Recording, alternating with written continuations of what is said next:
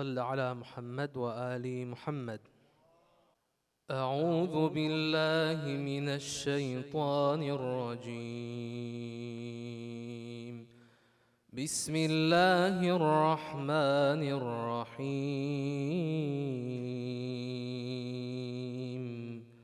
ياسين والقرآن الحكيم إنك لمن المرسلين على صراط مستقيم تنزيل العزيز الرحيم لتنذر قوما ما أنذر آباؤهم فهم غافلون لقد حق القول على أكثرهم فهم لا يؤمنون إنا جعلنا في أعناقهم أغلالا فهي إلى الأذقان فهم مقمحون وجعلنا من بين أيديهم سدا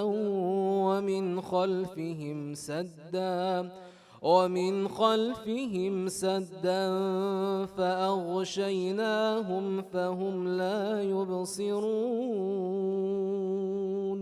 وسواء عليهم أأنذرتهم أم لم تنذرهم لا يؤمنون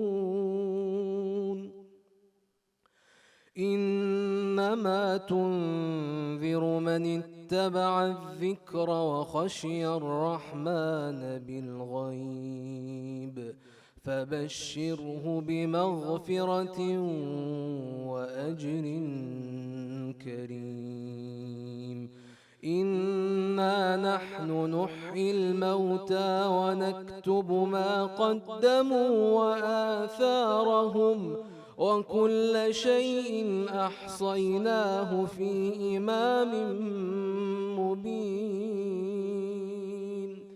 واضرب لهم مثلا أصحاب القرية إذ جاءها المرسلون إذ أرسلنا إليهم اثنين فكذبوهما فعززنا بثالث فقالوا إنا إليكم مرسلون قالوا ما أنتم إلا بشر مثلنا وما أنزل الرحمن من شيء إن أنتم إلا تكذبون قالوا ربنا يعلم إنا إليكم لمرسلون وما علينا إلا البلاغ المبين قالوا إنا تطيرنا بكم لئن لم تنتهوا لنرجمنكم وليمسنكم منا عذاب أليم قالوا طائركم معكم أئن ذكرتم بل أنتم قوم مسرفون وجاء من أقصى المدينة رجل يسعى قال يا قوم اتبعوا المرسلين اتبعوا من لا يسألكم أجرا وهم مهتدون وما لي لا أعبد الذي فطرني وإليه ترجعون أأتخذ من دونه آلهة إن يردني الرحمن أأتخذ من دونه آلهة إن يردني الرحمن بضر لا تغن عني شفاعتهم شيئا ولا ينقذون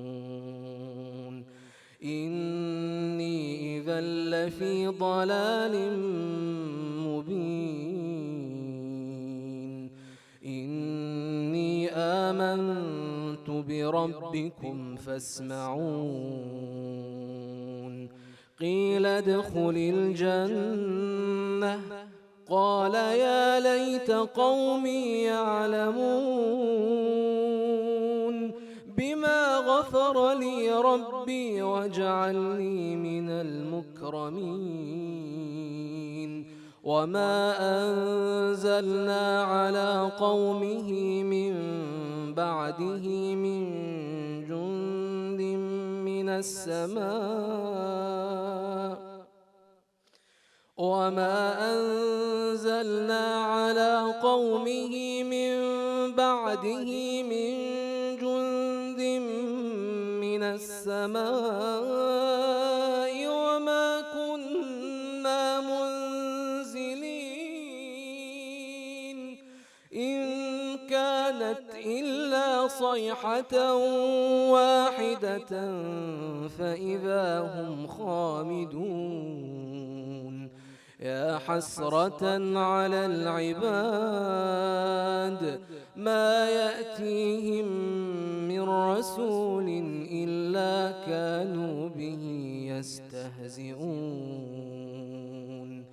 ألم يروا كم أهلكنا قبلهم من القرون أنهم إليهم لا يرجعون وإن كل لما جميع لدينا محضرون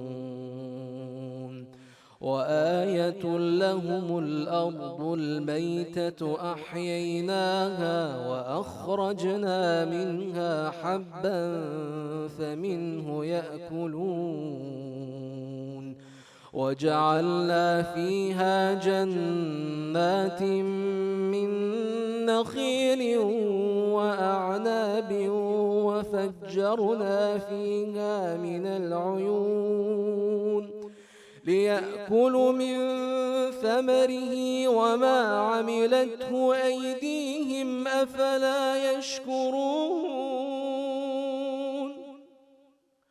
سبحان الذي خلق الأزواج كلها مما تنبت الأرض ومن أنفسهم ومما لا يعلمون وآية لهم الليل نسلخ منه النهار فإذا هم مظلمون والشمس تجري لمستقر لها ذلك تقدير العزيز العليم والقمر قدرناه منازل حتى عاد كالعرجون القديم لا الشمس ينبغي لها أن تدرك القمر ولا ليل سابق النهار وكل في فلك يسبحون وآية لهم أنا حملنا ذريتهم في الفلك المشحون وخلقنا لهم من مثله ما يركبون وإن نشأ نغرقهم فلا صريخ لهم ولا هم ينقذون إلا رحمة منا ومتاعا إلى حين وإذا قيل لهم اتقوا ما بين أيديكم وما خلفكم لعلكم ترحمون وما تأتيهم من آية من آيات ربهم إلا كانوا عنها معرضين. وإذا قيل لهم أنفقوا مما رزقكم الله قال الذين كفروا للذين آمنوا أنطعم من لو يشاء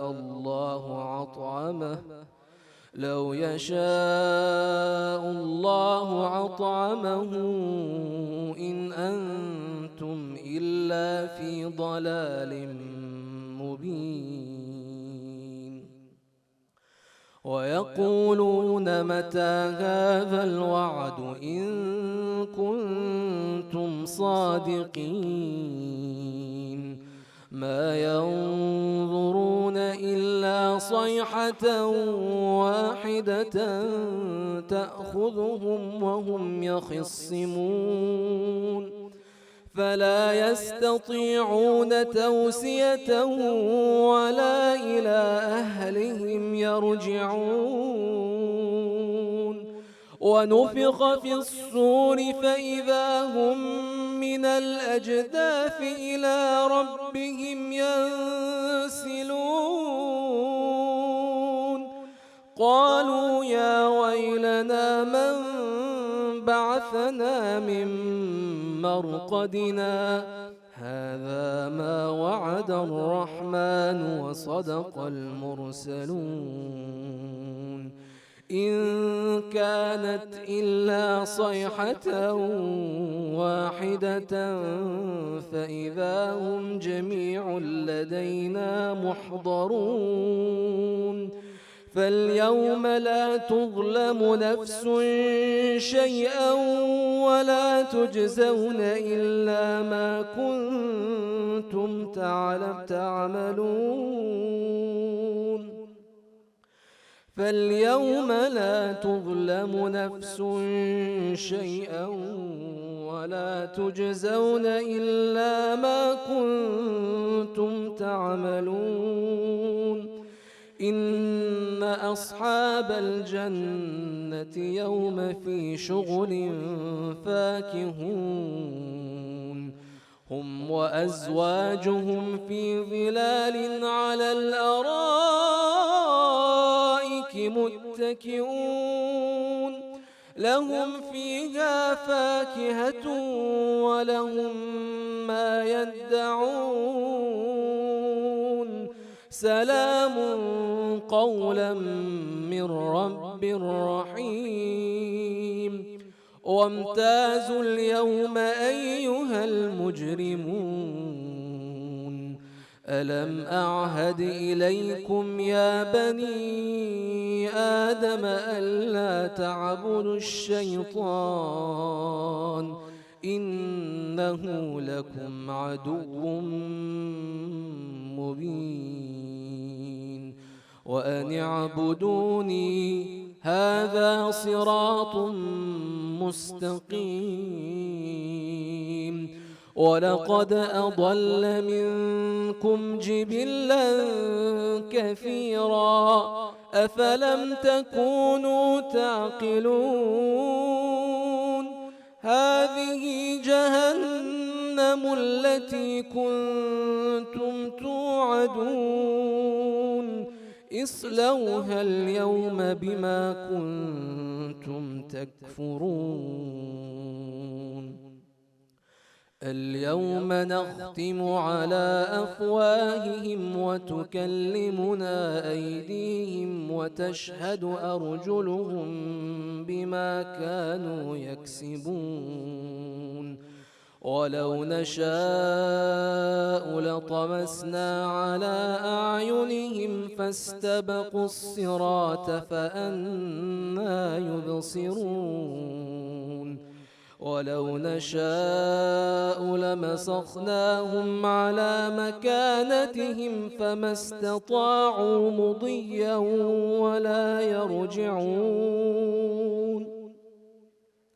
ومن نعمره ننكسه في الخلق أفلا يعقلون وما علمناه الشعر وما ينبغي له إن هو إلا ذكر وقرآن مبين لينذر من كان حيا ويحق القول على الكافرين أولم يروا أنا خلقنا لهم مما عملت أيدينا أنعاما فهم لا مالكون أولم يروا أنا خلقنا لهم مما عملت أيدينا أنعاما فهم لها مالكون وذللناها لهم فمنها ركوبهم ومنها يأكلون ولهم فيها منافع ومشارب أفلا يشكرون واتخذوا من دون الله آلهة لعلهم ينصرون لا يستطيعون نصرهم وهم لهم جند محضرون فلا يحزنك قولهم إنا نعلم ما يسرون وما يعلنون أولم ير الإنسان أنا خلقناه من نطفة فإذا هم خصيم مبين وضرب لنا مثلا ونسي خلقه قال من يحيي العظام وهي رميم قل يحييها الذي أنشأها أول مرة وهو بكل خلق عليم الذي جعل لكم من الشجر الأخضر نارا فإذا أنتم منه توقدون أوليس الذي خلق السماوات والأرض بقادر على أن يخلق مثلهم بلى وهو الخلاق العليم إنما أمره إذا أراد شيئا أن يقول له كن فيكون فسبحان الذي بيده ملكوت كل شيء وإليه ترجعون صدق الله العلي العظيم. بسم الله الرحمن الرحيم والصلاة والسلام على أشرف المرسلين سيدنا وحبيب قلوبنا محمد وعلى آل محمد. In his name I begin with the best of blessings on the noblest of prophets and the Lord and beloveds of our hearts, Muhammad and his progeny, salawat.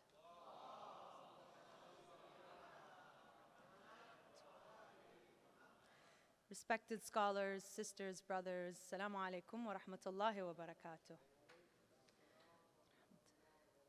Peace be upon you all.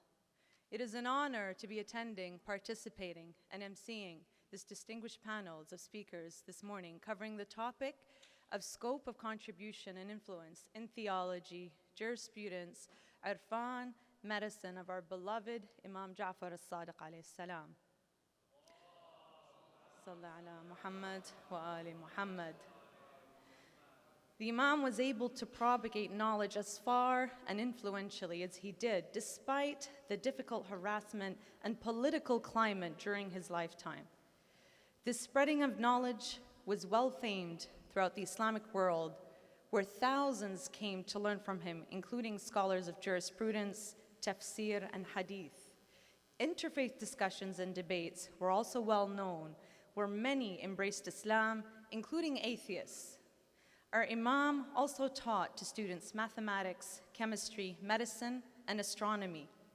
And amongst his pupils were those who were also founders of other schools of thoughts of Islam. This is also where we get the term Jafari jurisprudence, where Shia jurisprudence was named after the Imam. Inshallah, this morning, in the spirit of spreading knowledge, our experts will explore and discuss from their experience and wealth of expertise. It will certainly be fascinating to hear what they will be presenting, inshallah. So we will be beginning first as follows, with Dr. Andrew Morrow, say Dr. Mustafa Al-Qazwini, Sister Anisa Diab, Dr. Liaquat Takim, sorry if I mispronounced it, and last but not least, Sayyid Ali Abbas Razawi. So may I please present our first speaker, Dr. John Andrew Morrow, received his PhD from the University of Toronto, where he studied Hispanic, Native, and Islamic studies. He worked as a university professor for 2 decades. Professor Morrow has authored a vast body of scholarly works in numerous fields. He has published hundreds of scholarly articles and dozens of academic books, including The Covenants of the Prophet Muhammad with the Christians of the World, which has been translated into Spanish, Italian, Arabic, and Indonesian. He received an Interfaith Leadership Award from the Islamic Society of North America in 2016 and a Certificate of Special Congressional Recognition by the U.S. House of Representatives in 2017. He currently directs the Covenants of the Prophet Foundation, a non-profit interfaith organization, lectures around the world, works as an analyst, and acts as a religious and political advisor to world leaders.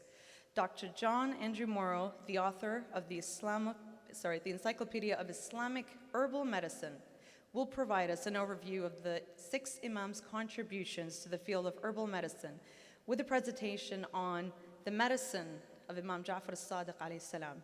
Please help me welcome Dr. Morrow with a loud salawat ala Muhammad wa ali Muhammad.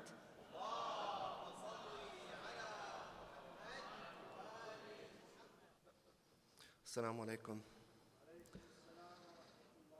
Bismillah. Imam Jafar as-Sadiq, the 6th Imam, alayhi salam, is a towering figure in Islam and Shiism. Quranic commentator, jurist, historian, traditionist, and mystic. Imam Jafar as-Sadiq was also a scientist. In point of fact, he was an herbalist, a specialist in phytotherapy, medical herbalism, the scientific and empirical application of medicinal herbs that is rooted in traditional knowledge. Found scattered throughout the Hadith literature, when compiled, the herbal prescriptions of the 6th Imam form a large volume. For now, a short survey will suffice. Aloe vera. Imam Jafar as-Sadiq said that aloe vera is good for inflammation. Scientific studies confirm that aloe vera is good for skin, helps wounds to heal, treats infections around the teeth and gums, and stimulates the immune system. Aloe vera is also a laxative and treats asthma. It is effective in the treatment of ulcers, arthritis, and diabetes. Apples. Imam Jafar as-Sadiq said that if people knew what was in apples, they would treat their illnesses only with them. He stated that they are beneficial for the heart. On another occasion, he said, "We cure ourselves with apples." In another tradition, he recommended apples for febrile conditions.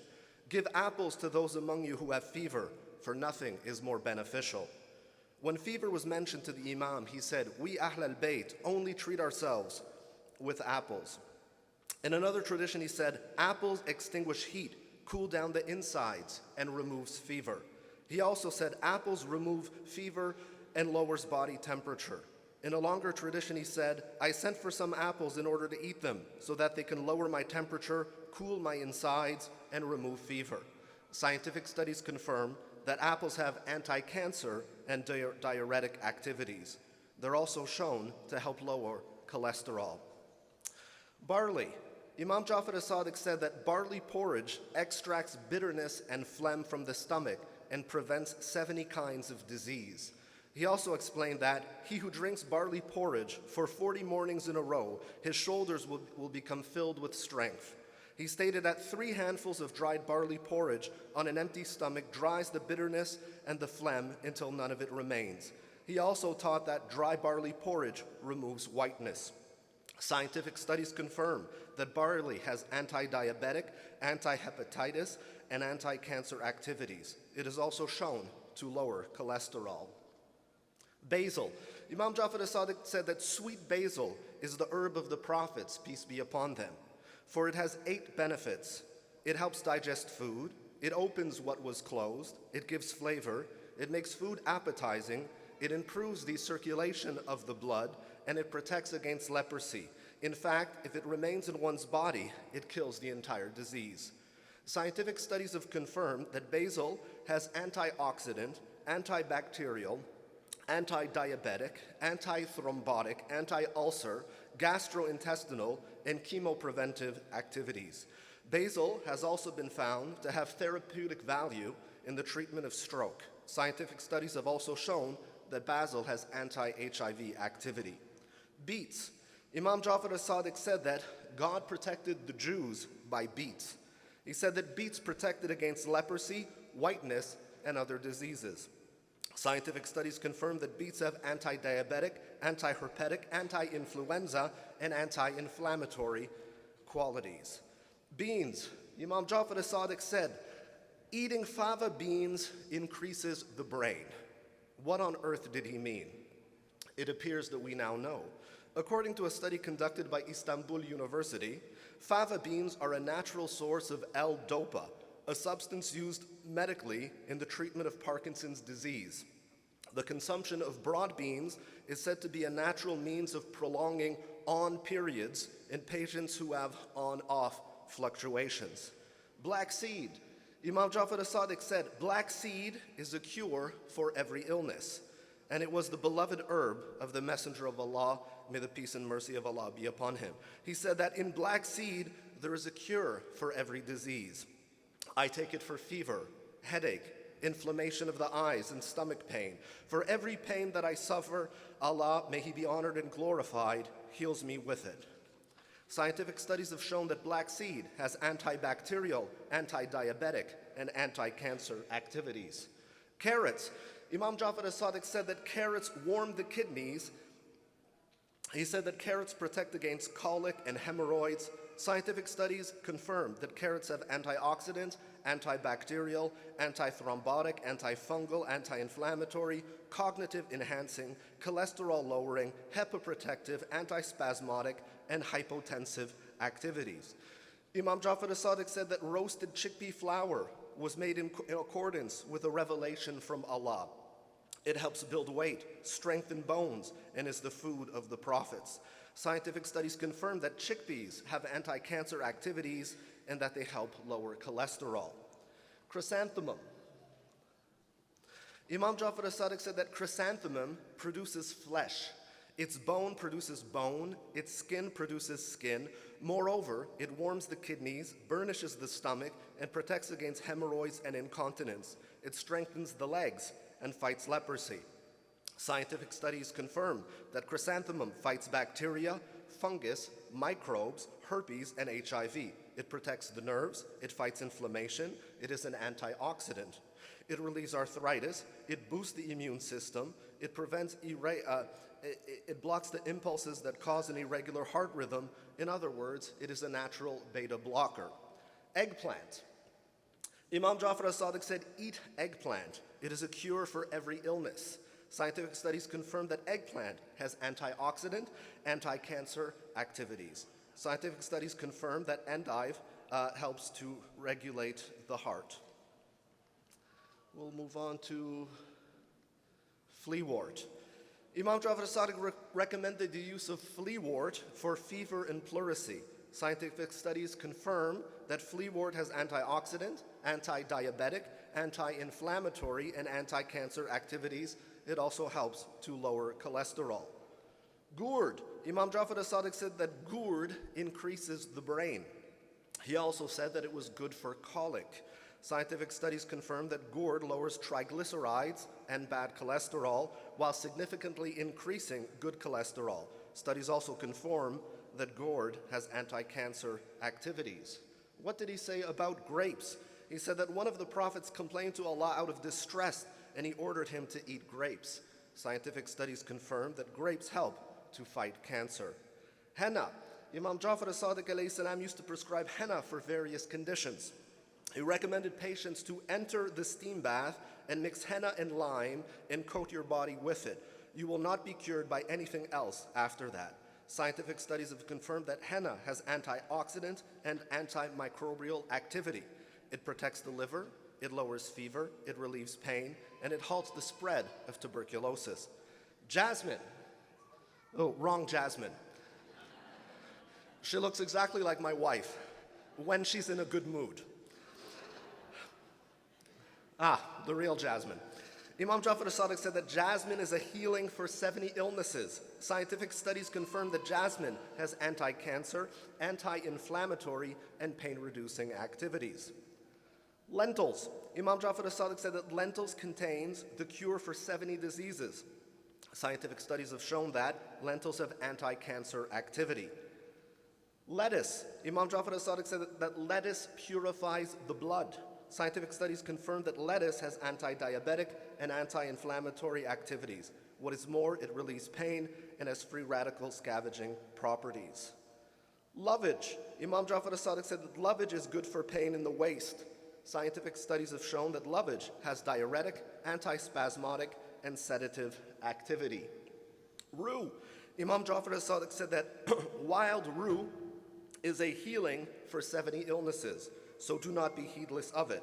Scientific studies confirm that wild rue has antioxidant, anti-tumor, and anti-Parkinsonian activity. Siwak. Imam Jafar as-Sadiq said, use siwak, it is a purifier.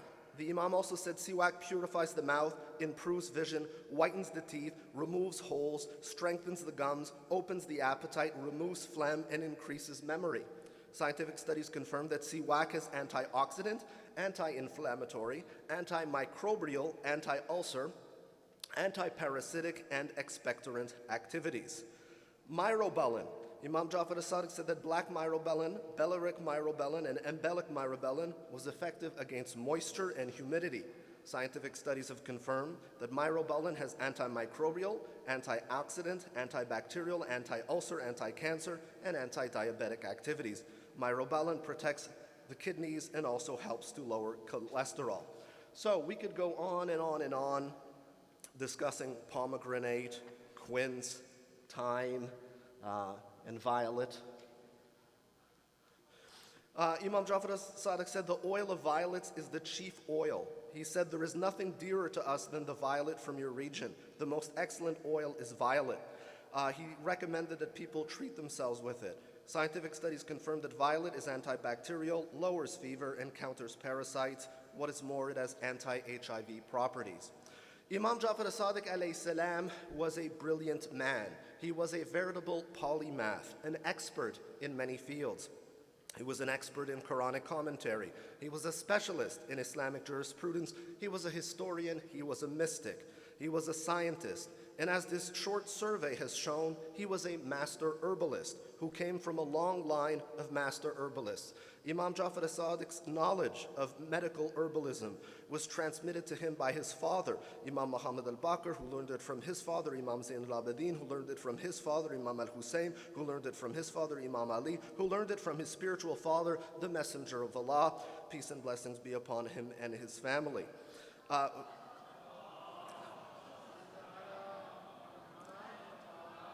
Who of course learned it himself from Almighty Allah. Imam Jafar as-Sadiq said, Allah has sent down the illness and the cure. He has not created an illness without making a cure for it. Those cures are found in the plants that Allah has created. It is our duty to seek them out. Thank you very much. Assalamu alaikum. Salla ala Muhammad wa ali Muhammad.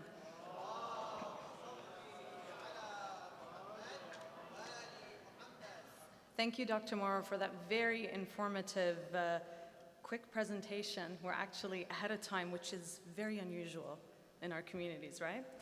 I was really taken back with and I'm sure a lot of you as well, in terms of all of these things, which we know is a part of our healthy diet, correct? We all include these in our diets? Alhamdulillah. The aloe, the apples, an apple a day keeps the doctor away. Now we know why, right? The eggplants, carrots, chickpeas. I couldn't keep up with the list. I felt like I was in a class taking down notes. It was amazing to know that this actually was rooted in our history 1,400 years ago, but it's only now that modern medicine is discovering the benefits of all of that. Thank you so much, Doctor. Now, in my eagerness to present the speakers, I forgot to introduce myself. So I'm Sister Barak Hussein from Canada. I'm also a psychotherapist. That just basically means a counselor, someone you go talk to when you've got difficulties. Join us this afternoon for more information and learning more about mental health and psychology, inshallah. So on to our next speaker, inshallah, Maulana Dr. Sayyid Mustafa Al-Qazwini. He is the founding Imam of the Islamic Educational Center of Orange County and president of the Shia Muslim Council of Southern California. He is a graduate of the Islamic Seminary of Qom, holds a PhD in Islamic Studies from the UK, and is the author of several books. Dr. Al-Qazwini spends much of his time lecturing across the United States and the world and participating in interfaith and intra-faith dialogues and various panels at churches and universities. Dr. Al-Qazwini will be presenting on Imam as-Sadiq alayhi salam, the pioneer of Islamic Renaissance. Please help me welcome the doctor with a loud salawat ala Muhammad wa ali Muhammad. بسم الله الرحمن الرحيم الحمد لله رب العالمين والصلاة والسلام على أنبياء الله جميعا وعلى سيدهم وخاتمهم حبيب إله العالمين أبي القاسم المصطفى محمد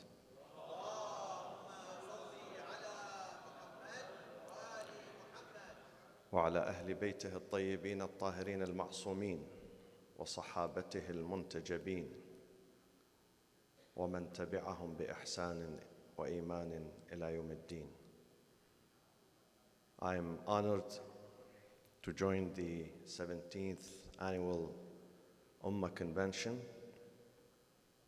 This convention that started with blood and sweat of many dedicated, sincere leaders in our community. People who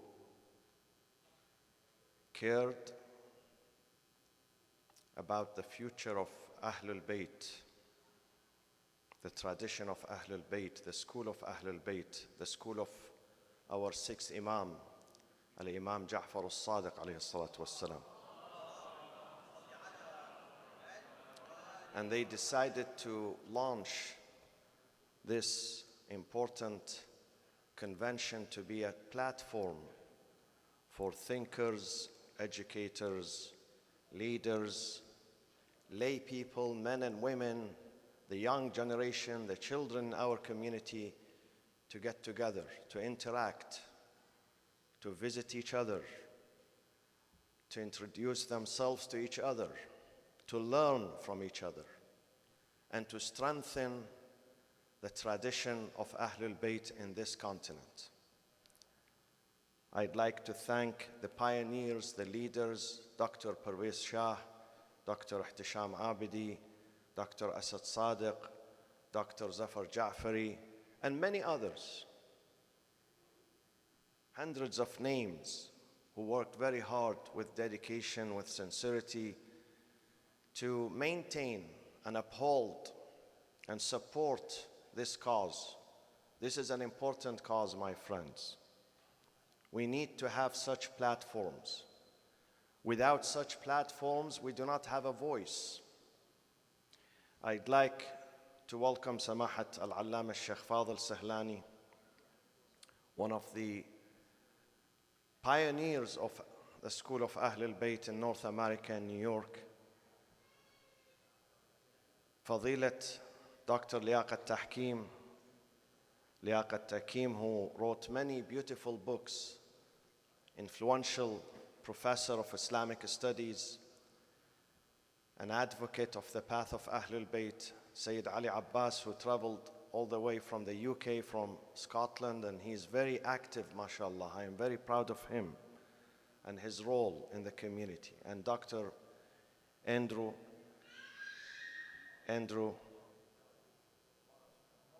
Morrow, Dr. Andrew Morrow, who remind us of the importance of the food And what he said is mentioned in a book. That book is named Tibbul Imam as-Sadiq, the medicine. Two of our imams had books on medicine, the old medicine, the genuine medicine. That is Al-Imam as-Sadiq, the sixth Imam, and Al-Imam Ali ibn Musa al-Rida alayhi salatu wassalam, the eighth Imam.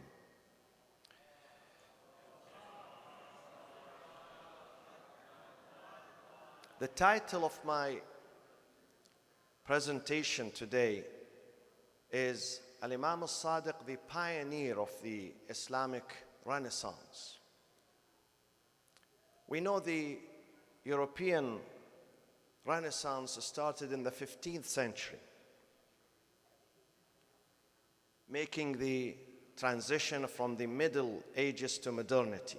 But I argue that the Islamic, and specifically the Shia Renaissance, started in the 7th century, 8 centuries before the European Renaissance. And that Islamic Renaissance was started and launched and supported by our sixth Imam, Al-Imam Abu Abdullah Jafar ibn Muhammad as-Sadiq alayhi salatu wassalam.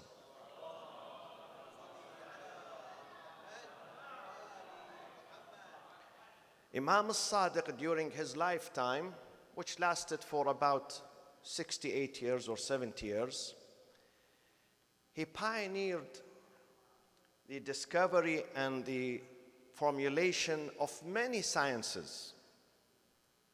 Many people know the Imam as being the pioneer of jurisprudence and the principle of jurisprudence, fiqh and usul al-fiqh, the Islamic law.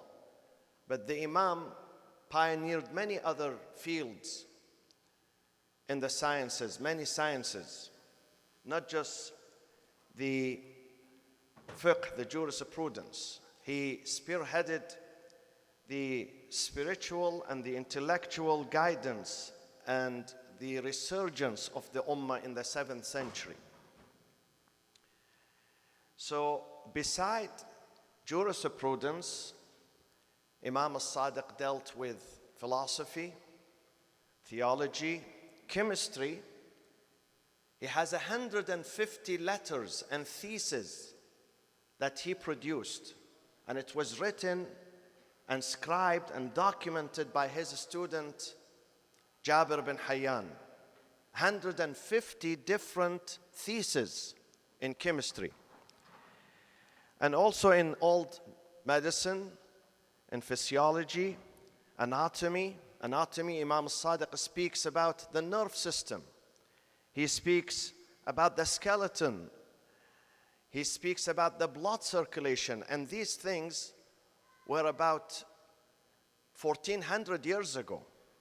1400 years ago, there were no medical equipment. There were no CT scan. There were no MRI. There were no X-ray. But Imam as-Sadiq speaks in details about the skeleton, about the nerve system, about the blood circulation. And also, he speaks about applied sciences, about astronomy, astrology, astrometry. You know, my friends, we read when we were in the school that Ptolemy, in the 2nd century, Ptolemy said that the earth, the whole constellations revolve around the earth, and the earth is the center of the universe. So Ptolemy believed in the geocentrism, that the earth is the center of the universe. 560 years after him, in the 7th century, Imam as-Sadiq came at a very young age. He was a teenager at that time, when he refuted the theory of Ptolemy. And he said that the earth is not the center of the universe. And he produced the theory of the heliocentrism. Heliocentrism, the earth is part of the solar system. the earth revolves around its axis and also around the sun. That was 1400 years ago. Can you imagine, after Imam as-Sadiq comes Copernicus, and then he says in the 15th century, he affirms the theory of the Imam as-Sadiq alayhi salatu wassalam regarding that the earth is not the center of the universe. And this happened at a time where there are no equipments, and that asserts the notion that our Imams, like their grandfather, the Prophet sallallahu alaihi wasallam, were divinely inspired by God. Their knowledge would not come through the classical, conventional ways and methods. They were divinely inspired by God. Imam as-Sadiq insisted that ilm, science, is not separated from faith. He would always reiterate that we have to blend faith with ilm, with science, with knowledge. And they are intertwined. They never separate each other. A day science separates from faith, faith is going to collapse. And therefore Imam as-Sadiq always encouraged his students, his disciples, to study science. Not just the science of religion, not just theology and philosophy and jurisprudence and the principle of jurisprudence, but other types of sciences, because they would affirm our faith in God.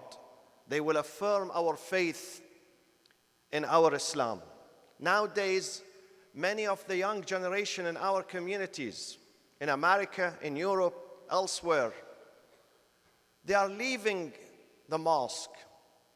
They are leaving the Imam Bargah. They don't attend. You know why they don't attend? They say it doesn't make sense. The discourse there, the speech, the presentation, the lecture, it's not up to date. Many of them do not make sense because we separated science.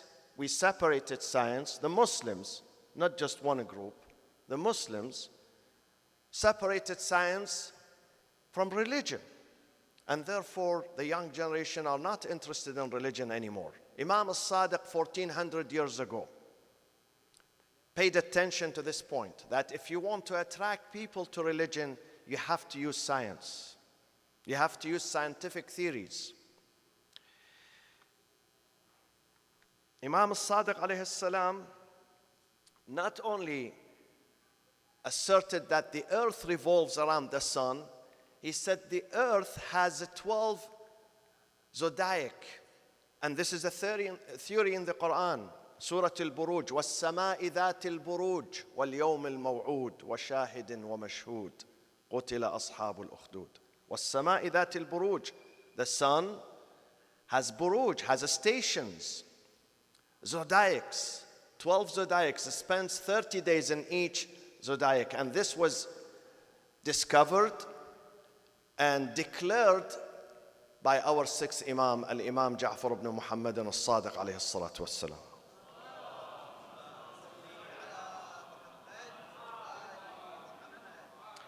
Now, there is an important question. We know that the Imam lived his life through the reign of the last 10 caliphs from the Umayyad dynasty and the first 2 caliphs from the Abbasid dynasty. Abu al-Abbas al-Saffah, Abu Ja'far al-Mansur, the 2 caliphs from the Abbasid dynasty. And both dynasties, the Umayyads and the Abbasids, despite the conflict between them, despite the constant struggle between them over power, over the caliphate, but there was one common denominator between them that gathered them and united them, and that was their hate and their animosity against the family of the Prophet sallallahu alaihi wasallam. Both dynasties, they saw in the family of the Prophet as the biggest threat to them, not to Islam, but to the seat of the Caliphate. So Ahlul Bayt, the followers of the Imams themselves, they suffered a lot.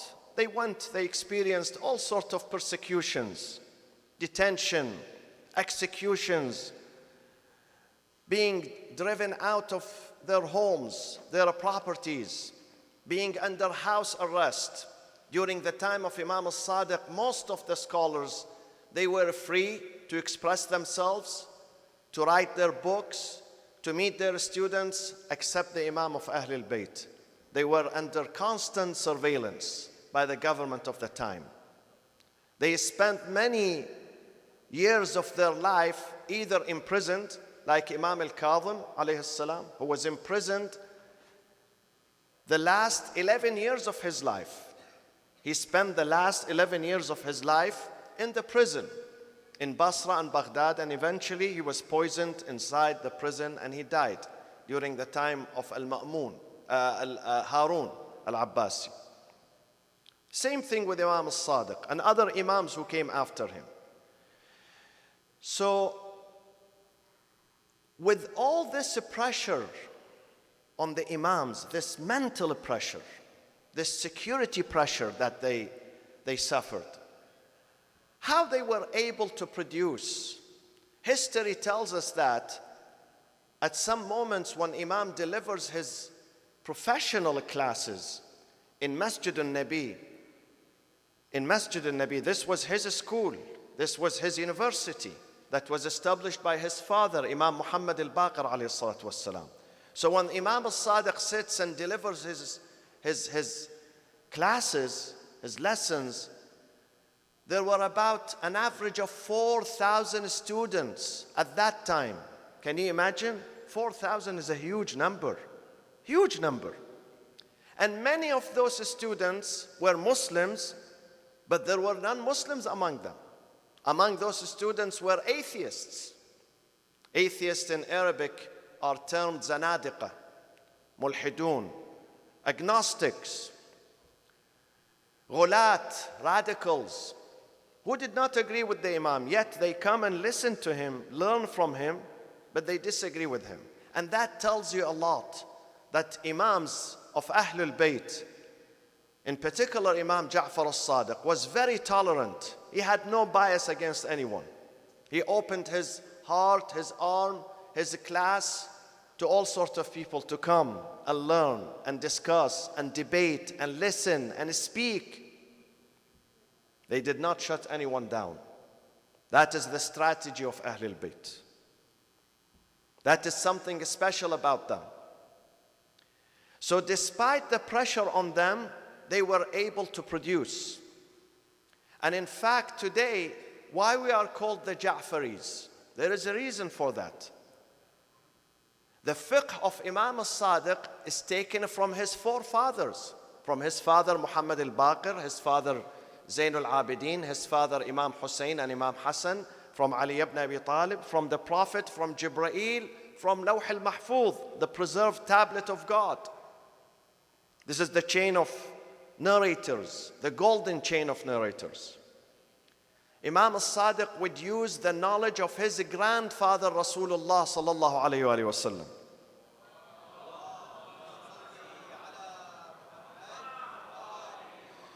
So, the fiqh is called Ja'fari because at that time we witnessed the emergence of many traditions. Many traditions, they emerged. And then they were named. Each tradition had a name. Each tradition would follow the name of its founder. So the Hanbali tradition follows the tradition of Imam Ahmad ibn Hanbal, but before him, Abu Hanifa, the Hanafi tradition. Imam Abu Hanifa, Yusuf ibn Nu'man. And then the Maliki, the same, follows the tradition of Imam Malik ibn Anas al-Asbahi. Al-Shafi'i, the same. Imam as-Sadiq, what he did is that he formulated and crystallized and founded the Shi'i fiqh. He puts the Shi'i fiqh together. He collects the Shi'i fiqh and he elaborates on it. And this is why our tradition is called the Ja'fari tradition, taking the name of the pioneer of the Islamic fiqh of Imam Jafar ibn Muhammad as-Sadiq alayhi salatu wassalam.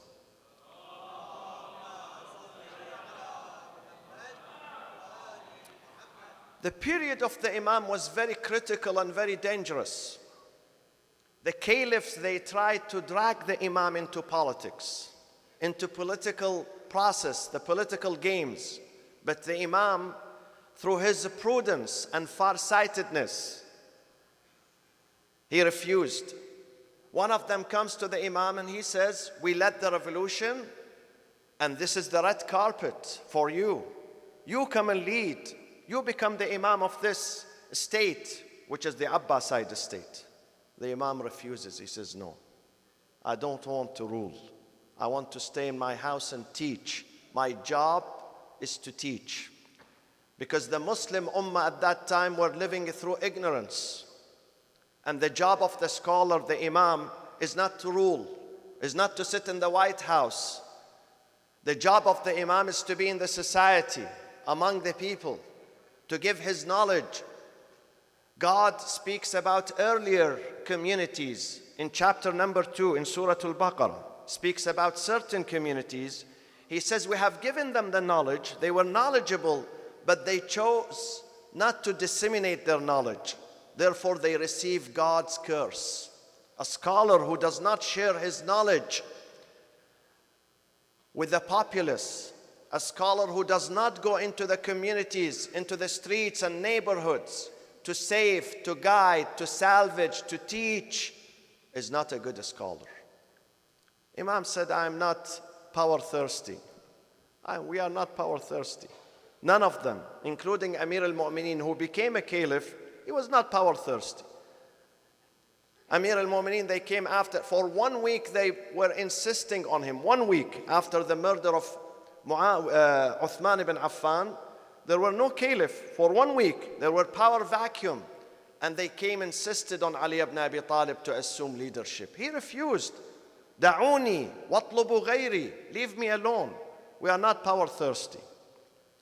So Imam as-Sadiq refused. Why? Because he knew that this politics is dirty politics, dirty game. And he should not sacrifice the sunnah, the tradition, the message of Rasulullah sallallahu alayhi wa sallam. And he should keep it strong and healthy. His job is to teach, to guide.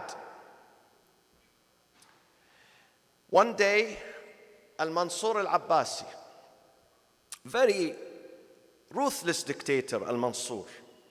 Do you know, my friends, that if you go to some mosques, in the Friday prayers, the speaker, the khatib, the imam of the mosque, would not leave the podium before praising the Prophet and the caliphs after the Prophet. Allahumma arda an Abi Bakr wa Umar wa Uthman, and you know where this comes from?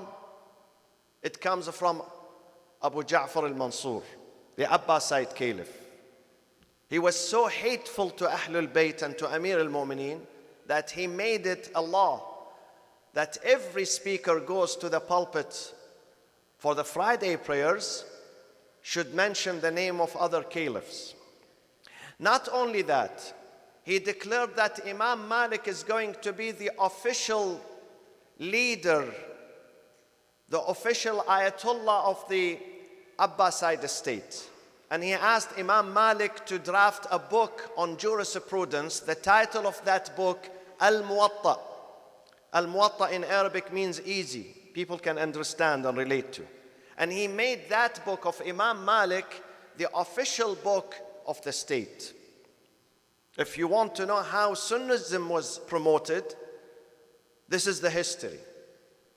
Some people say, how come Imam al-Baqir is great in his knowledge and his manners, Imam al-Sadiq is great? Why the Shias are minorities? Do you know why? Because other traditions were sponsored by the Sultan, by the governments. They were promoted with the money and the media of the governments, whereas Ahlul Bayt were suppressed and oppressed and were under house arrest.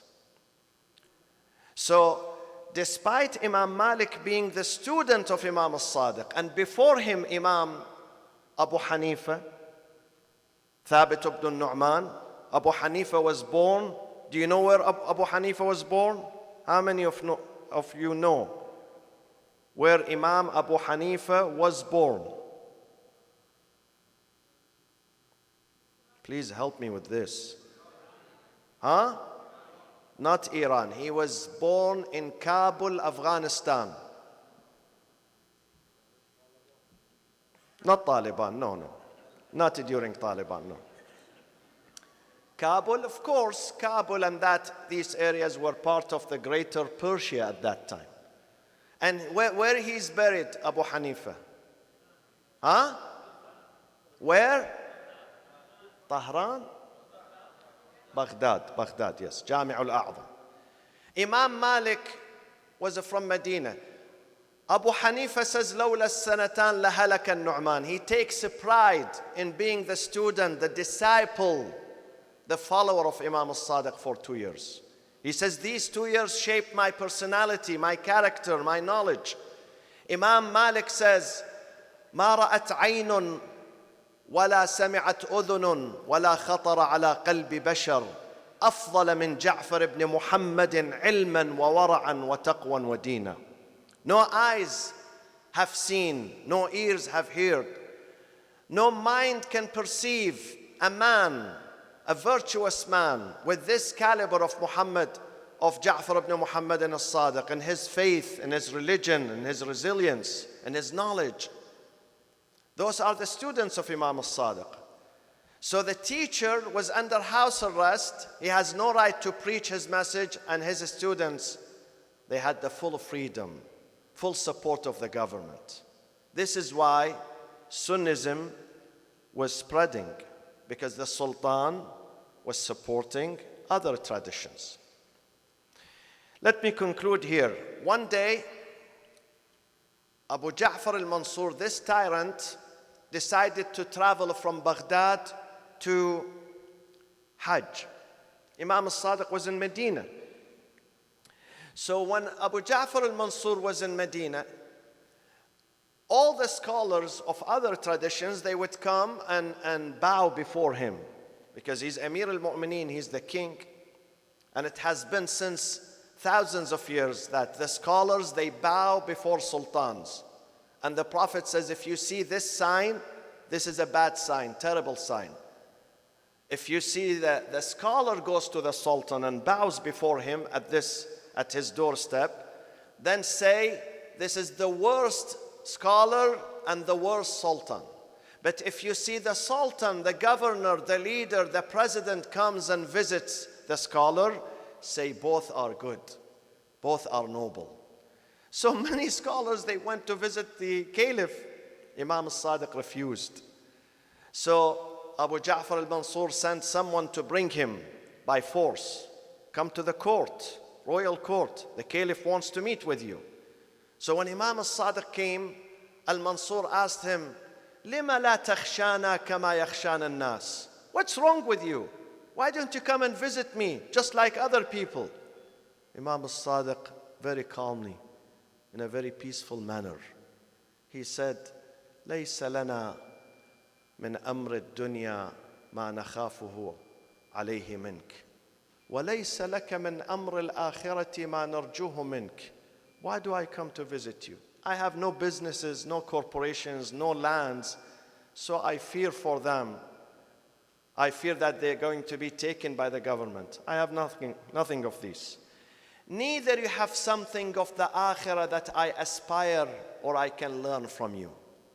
Mansur was embarrassed of this powerful answer. So he said to the Imam, sorry, no, maybe you misunderstood me. تأتينا لتنصحنا.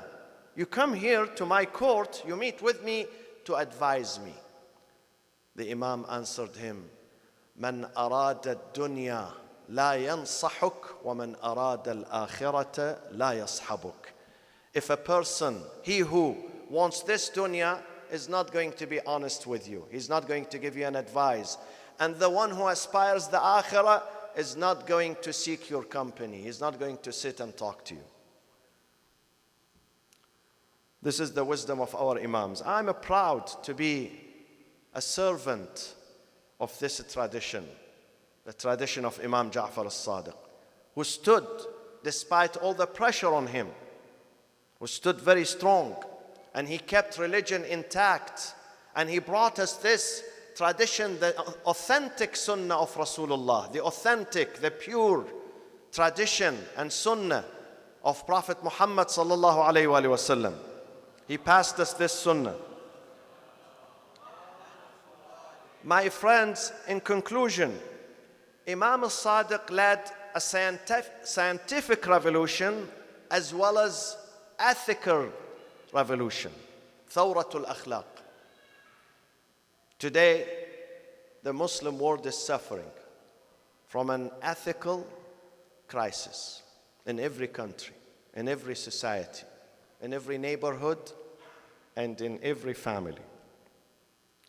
Imam al-Sadiq calls upon us to restore religion, to restore ethical values. Imam al-Sadiq says that the real Shia, not those who necessarily cry for Imam Hussein or beat their chests. I'm not against that. We may do that. But that is not the reason why we are Shia. Imam al-Sadiq says the real Shia, ما شيعتنا إلا من اتقى الله وأطاعه. Number one on our agenda should be piety and righteousness and fear of God and reverence of God and respect for God. And he says our Shia are known for their honesty, for their truth. These are the main characteristics of the Shia of Ahlul Bayt. Imam al-Sadiq at deathbed, when he was dying, few minutes before his death, he opened his eyes. He turned to his family members.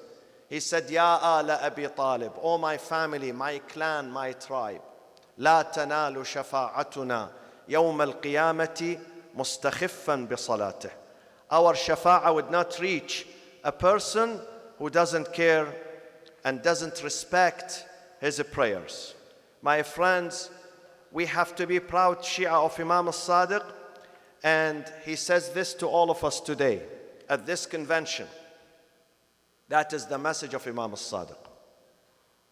He says, كونوا زينا لنا ولا تكونوا شيئا علينا. O my followers, be a source of attraction and a beauty and adornment for Ahlul Bayt.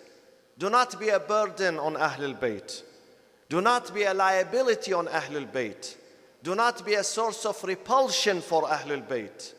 كونوا زينا لنا ولا تكونوا شيئا علينا حتى يقول الناس رحم الله جعفرا فلقد أدب شيعته.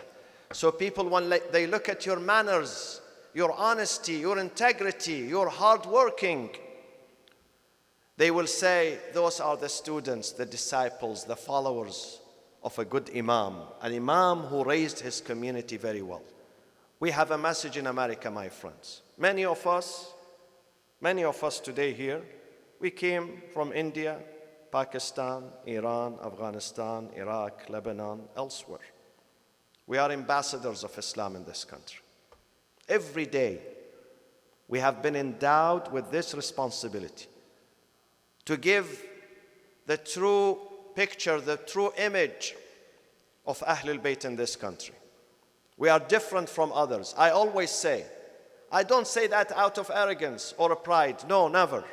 But I say that we who chose to be the followers of Ahlul Bayt, who chose to carry the name Shia Muslims, we must be different in our character, our behavior, our attitude, and our relationship from others. we have a big responsibility. We have to live up to this responsibility. Imam as-Sadiq calls upon all of us to be his true followers, true Muslims. May Allah bless you, inshallah. Inshallah, you may enjoy the best times at this convention. And again, thank you for the organizers. Thanks for those who traveled long distances to make it here. And inshallah, we enjoy the rest of the speeches today. Wassalamu alaikum wa rahmatullahi wa barakatuh. Sallu ala Muhammad wa ali Muhammad.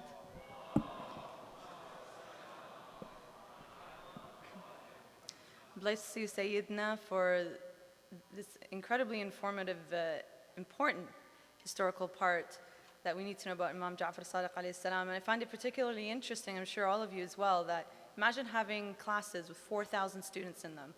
What would it have been like to have attended that, right? And despite, like we said, the environment and the political pressure and oppression at the time, despite all of that, the Imam was still able to spread what we are blessed to learn today. So imagine the mental pressure, like the Sayyid was saying, how that impacted them, yet they were still able to propagate all of that information for us to be proud followers in Shias today. Thank you again, Sayyidina. So on to our next speaker. It's an honor to present a fellow sister. Sister Anisa Diab received her Bachelor of Arts in Psychology. Yes, go for psychology, right? With a minor in Spanish from Salisbury University and her MS in Community Counseling from the University of Scranton. Sister Anisa is a national certified counselor and distance credentialed counselor in good standing. Sister Anisa worked as a coordinator for the Stand For You Suicide Prevention Program at Salisbury University's Counseling Center. She also served as a member on the board of directors for the Jesse Klump Memorial Fund for Suicide Prevention. Most recently, Sister Anisa worked as a crisis counselor for the National Suicide Prevention Lifeline. Currently, she provides Muslim mental wellness support online through her website, anisadiab.com. Sister Anisa collaborates with campuses, youth groups, and other organizations to offer presentations on mental health and wellness, suicide prevention, Islamic teachings, and dealings with Islamophobia. Sister Anisa will be presenting today on Imam Jafar as-Sadiq, Irfan, and Islamic Jurisprudence. Please help me welcome the sister with a loud salawat ala Muhammad wa ali Muhammad. أعوذ بالله من الشيطان الرجيم بسم الله الرحمن الرحيم والصلاة والسلام على سيدنا محمد وعلى أهل بيته الطيبين الطاهرين اللهم صل على محمد. My respected scholars, my most honored guests, Assalamu alaikum wa rahmatullahi wa barakatuh. I'm so humbled to be given the opportunity to be here today with such people of knowledge. Sayyid Mustafa Qazwini, I read many of your books growing up, including Inquiries into Shia Islam, as well as your book, A New Perspective, Women in Islam. And your leadership, your lectures, your books have been influential in my quest for truth. And so I thank you with deep gratitude. May Allah bless you. May Allah bless your family. And when I saw you were on this panel, I welcomed an opportunity to participate with such a great mentor. I look forward to learning from all the other scholars who are here today. I don't know about you all, but I've already learned so much. Sallu ala Muhammad wa ali Muhammad.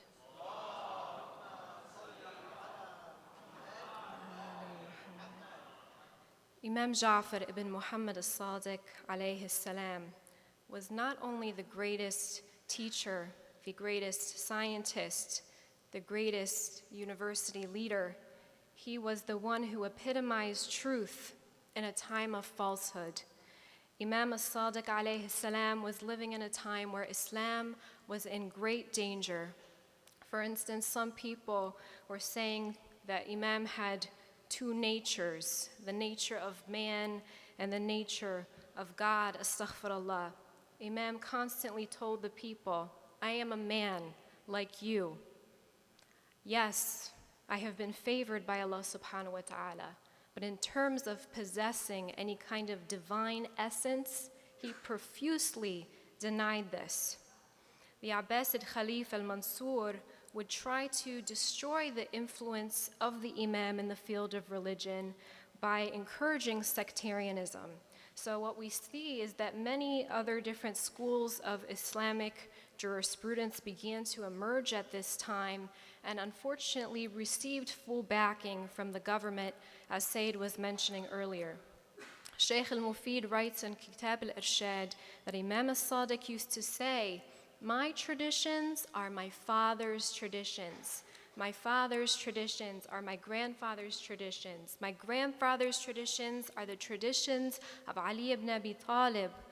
The traditions of Ali ibn Abi Talib are the traditions of Rasulullah sallallahu alayhi wa alihi wa sallam. Salli ala Muhammad wa ali Muhammad." And the traditions of Rasulullah come from Allah subhanahu wa ta'ala himself. So Imam was not bringing anything new. He was clarifying and firmly establishing the rulings at a time of confusion, at a time of ideological warfare. And this is why we are known as Ja'fari. And alhamdulillah, he had over 30 years to teach, to impact the ummah, which is far more than many of the other imams had during their lifetime. I know for a fact I would not be up here today if not for Imam as-Sadiq alayhi salam. My father is from Tunisia. My mom is an American convert to Islam. We grew up Sunni. We didn't talk about the Ahl al-Bayt. This made me very stressed as a child. I was looking to learn more about Ahl al-Bayt, and I would open up the books of hadith, and I couldn't find them there. I wanted to know who Ali was. I wanted to know who Fatima and Khadija were, Hassan, Hussein. There was virtually no information about them. And I would say to myself, you know, if I die and I want somebody to know who I am, wouldn't I ask you to ask my family? And yet what I saw were these individuals being challenged in terms of their credibility, and there was a lack of information about them. So one day I had a friend, and she recommended I read a book called Then I Was Guided by Tijani. Many of you are probably familiar with this book. He's also Tunisian, and that began my quest into learning the truth. And one of the things that really helped me transition in terms of becoming a follower of Ahl al-Bayt was learning that Abu Hanifa, who was founder of the Hanafi madhab, was a student under Imam Jafar as-Sadiq. Not only this, but even Malik ibn Anas was a student of Abu Hanifa. And as you know, many Tunisians consider themselves Maliki. So when I wanted to learn more about Malik ibn Anas, and I heard that he said the following, that I never saw or heard a human better than Imam as-Sadiq in terms of being favored by Allah in his worship and his piety, I thought to myself, wouldn't I want to follow the man who taught this person? Wouldn't I want to follow Imam as-Sadiq himself? When I began to read the different ahadith from Imam as-Sadiq, I was truly in tears, and I thought, this is what I've been looking for my whole life. I don't know if you've ever, some of you are probably familiar with the book Lantern of the Path. If you don't have this book, please include it in your library. You can spend just hours, if not days, reflecting on a single sentence in there. It's such an inspiring book. Sallu ala Muhammad wa ali Muhammad.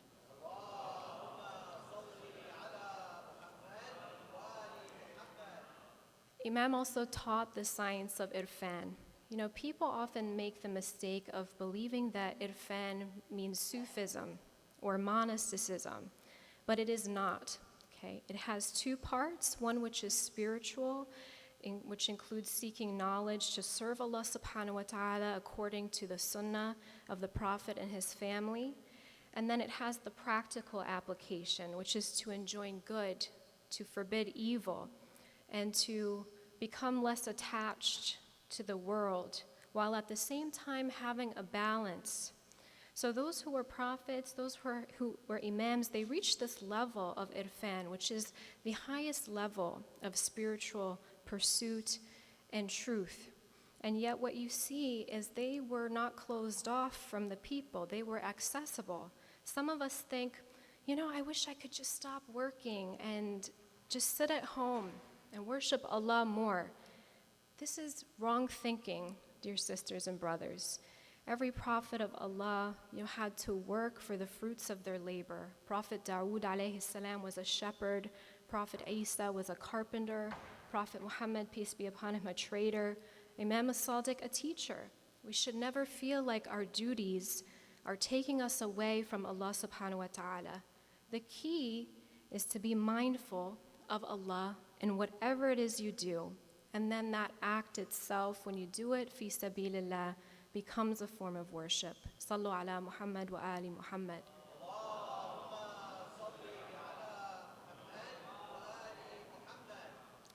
Unfortunately, some Muslims at the time of Imam were adopting beliefs from other religions that were not Islamic, such as this notion of monasticism, cutting oneself off from society for prolonged periods of time. And Imam was very fearful that this kind of behavior would destroy the Shia because it would serve the interests of the oppressive rulers of that time. There was once a man that came to Imam as-Sadiq and said, I just spent the last 30 years of my life in suffering, in hardship, in hunger, in the wilderness. So Imam says to him, why did you wander in the wilderness for 30 years and neglect your duties to your wives and your children? This is not the way. Some of you might be saying, well, I don't think that's going to be a problem for me because I'm not going to be wandering 30 years in the wilderness, right? But as a therapist, I've come across time and time again how some individuals become so immersed in their community work, in their work at the masjid, and they spend the whole time in the mosque in prayer, that oftentimes what we see is there's a neglect of family as well. So Irfan is about balance. It's not about going into madness, into insanity for Allah subhanahu wa ta'ala, where you neglect your obligations. The path to following the laws of fiqh and jurisprudence, and one day, by the grace of Allah, reaching that level of irfan begins with seeking knowledge.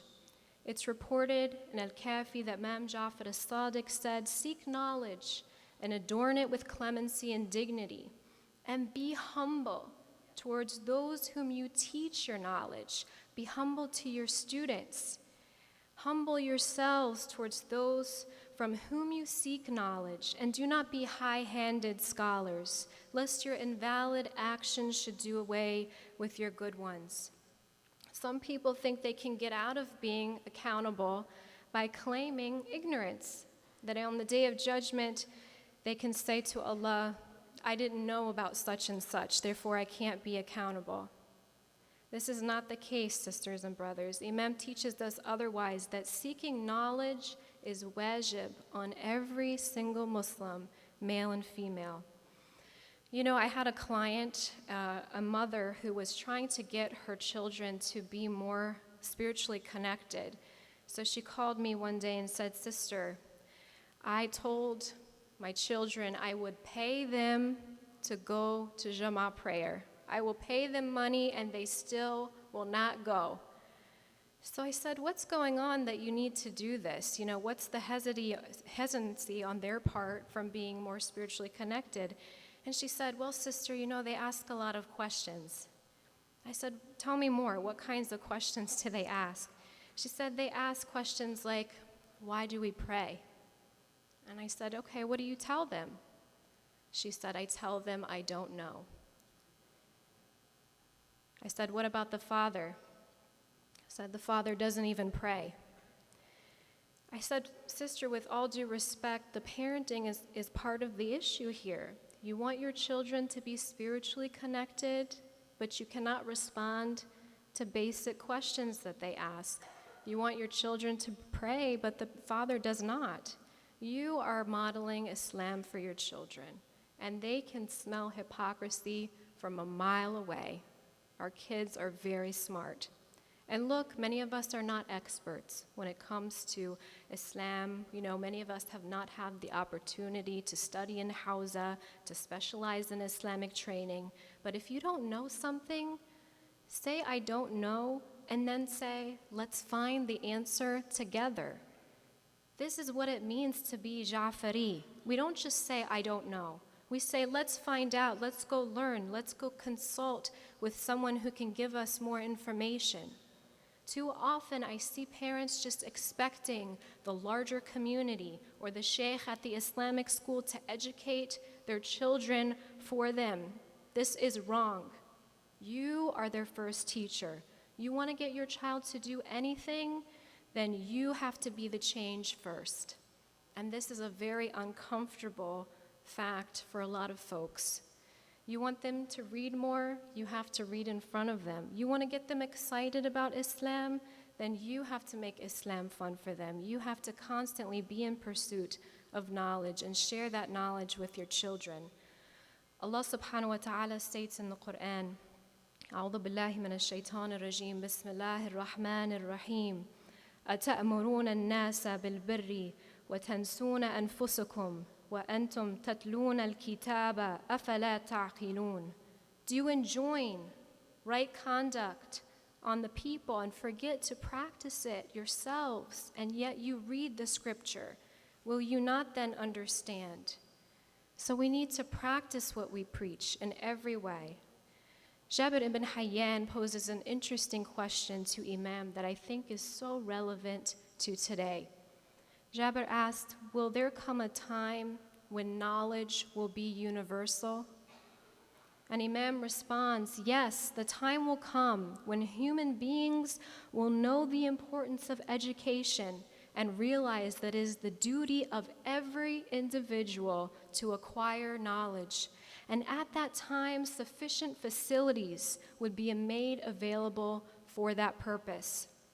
So then Jabir ibn Hayyan further asks, so will everyone be a scholar at that time? Imam responds, even at that time, and in spite of all the facilities, not all people will become educated, since everyone does not have the same aptitude for learning. However, they will not be like illiterate people of today. Every person will have some knowledge, some power of understanding. The learned people would therefore be able to explain to those who wish to know the rationale and truth about the principles of Islam. So it's amazing to see Imam was able to predict that this would happen one day. The U.S. Department of Education reports there are more than 4,000 degree-earning institutions within the United States. Worldwide, there are over 23,000 universities. So we cannot make excuses. It is everyone's duty to know Islam and to the best of their ability teach others what they know. So I end, inshallah, by making dua that all of us use our time wisely in the pursuit of knowledge, including fiqh, including Irfan, and I pray that, inshallah, we come to develop a firm and steadfast relationship with our sixth Imam, inshallah, during this conference. Sallu ala Muhammad wa ali Muhammad.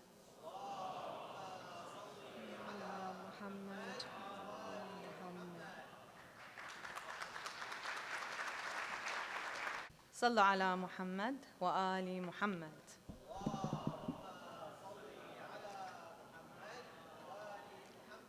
Thank you, sister, very much for sharing part of your personal story and how the impact of Imam Jafar as-Sadiq alayhi salam impacted you and your work as well. And I can attest to that, being a therapist myself, how influenced we are in our work, especially when it comes to dealing with people with mental health issues, social issues, education, knowledge. The list can go on and on. Again, come to our panel later on this afternoon. We'll discuss it further, inshallah. Thank you, sister. Bless you again. We'd like to take the opportunity to thank one of the main sponsors of the UMMA conference, Brother Muhammad Khan, and he'll be giving us a short presentation from CPIC. So Brother Muhammad Khan is a trained professional an experienced real estate professional. He has over 30 years of senior sales and management experience, worked for Fortune 100 and 500 companies in the past. Currently, he's working for CPIC Global as vice president in USA and Canada, and he was a regional director for New York, ex-general manager ARY TV, ex-head of sales Vectone TV, and he's an economist and very well versed in the Gwadwar project. Please help me welcome Brother Muhammad Khan with this short presentation with the Lad Salawat ala Muhammad wa Ali Muhammad.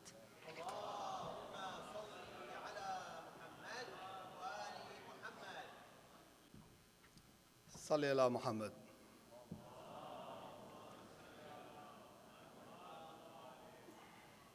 نحمده ونصلي على رسوله الكريم. أعوذ بالله من الشيطان الرجيم. بسم الله الرحمن الرحيم. السلام عليكم.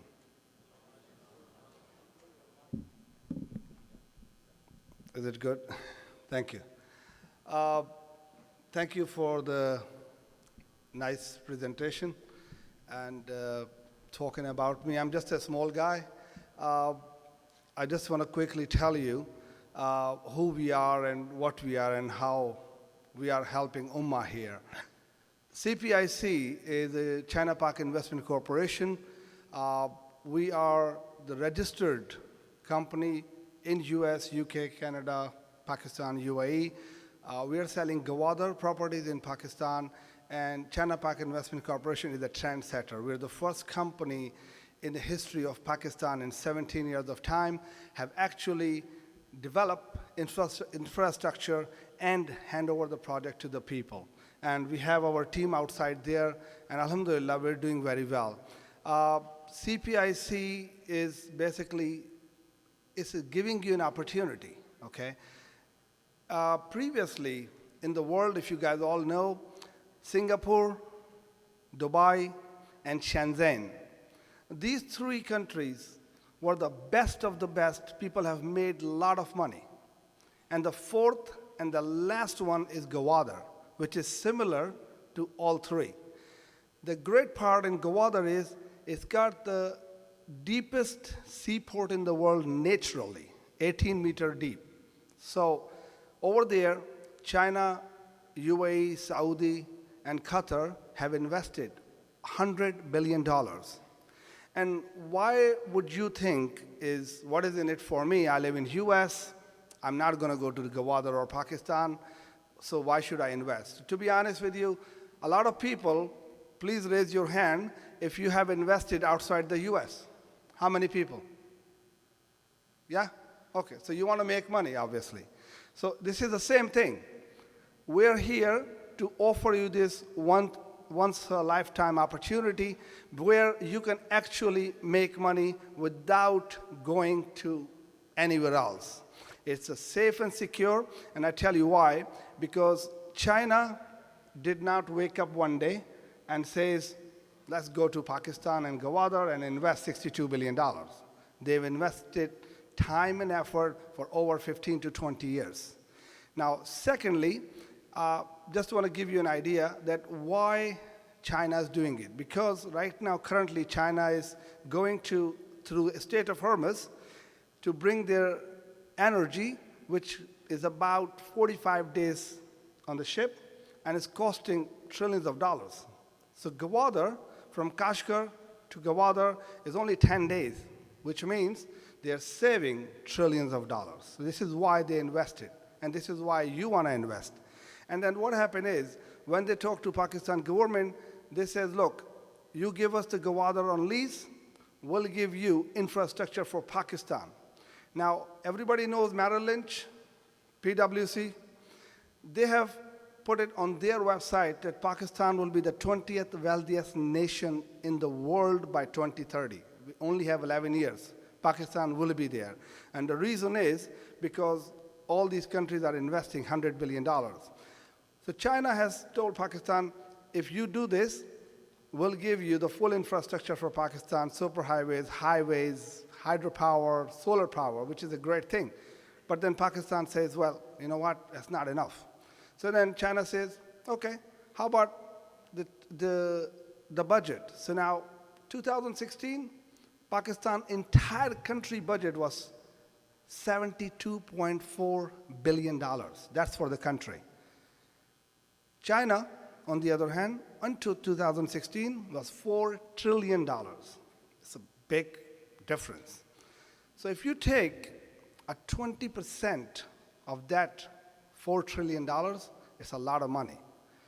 What we did, we said, let's not talk about such a big number. We will do is 2.5% of 4 trillion, which comes out to $100 billion. Now, Pakistan budget is 72 billion. Gwadar itself is 100 billion, which means Pakistan will be carried by Gwadar. That's a great number. But that's one aspect.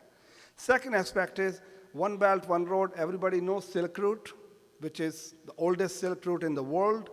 It's connecting 52 countries.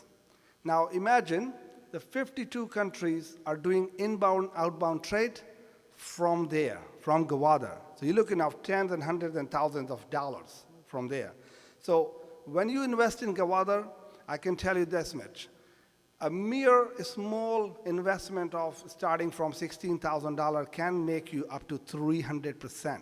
If you do any investment in US currently, the minimum is $200,000, and what you make? 2%, 3%, maybe 5%, but not more than that. But because Gwadar is a virgin opportunity where you can actually make that much money. My team are out there. I brought a great information for you, but before I do this, I want to show you the updates that we are the company who's actually doing this. So can I have the updates, please? I was told that there is something going on there, but in the meantime, I will just carry on and tell you that in Gwadar, our company has delivered, and I'll show you the updates in a bit, but before that, what I want to also tell you is that in this Gwadar project, there are a lot of companies out there.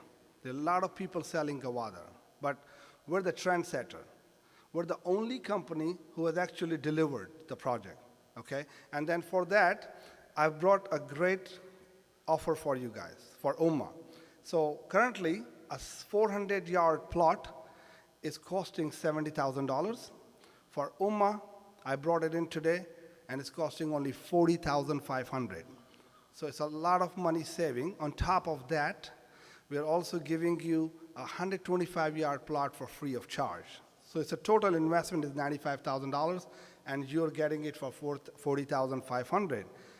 On top of that, if you guys buy it today, I'm here to help UMMA. I'm pledging 3% of the proceeding will go to UMMA. You guys like that? Thank you. Because we are here to help UMMA. UMMA is doing a great job, and I'm really fond of you guys. So something has to be given. If you are taking something, you have to give. It's a give and take. And this is what we do. So wherever we go, especially a convention like this, we want to do it. So can we have the update, please? Thank you very much. I'm just going to go now, but if you guys need anything, we have a counter outside there. Please help UMMA, help Pakistan, invest in Gwadar. God bless Pakistan. Assalamu alaikum. صلى على محمد وآل محمد.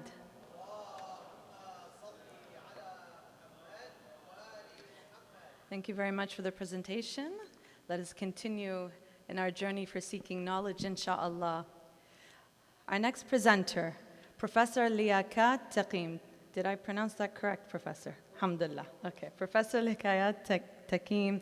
Professor, he is the Sharjah Chair in Global Islam at McMaster University in Canada. That's my country.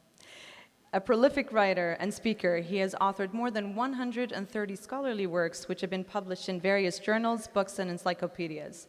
He has written on a wide range of topics such as Reformation in Islam, the role of custom in shaping Islamic law, Islam and Western diaspora, Islamic fundamentalism, Islamic mysticism tradition, Islamophobia, the treatment of women in Islamic law, and many other topics.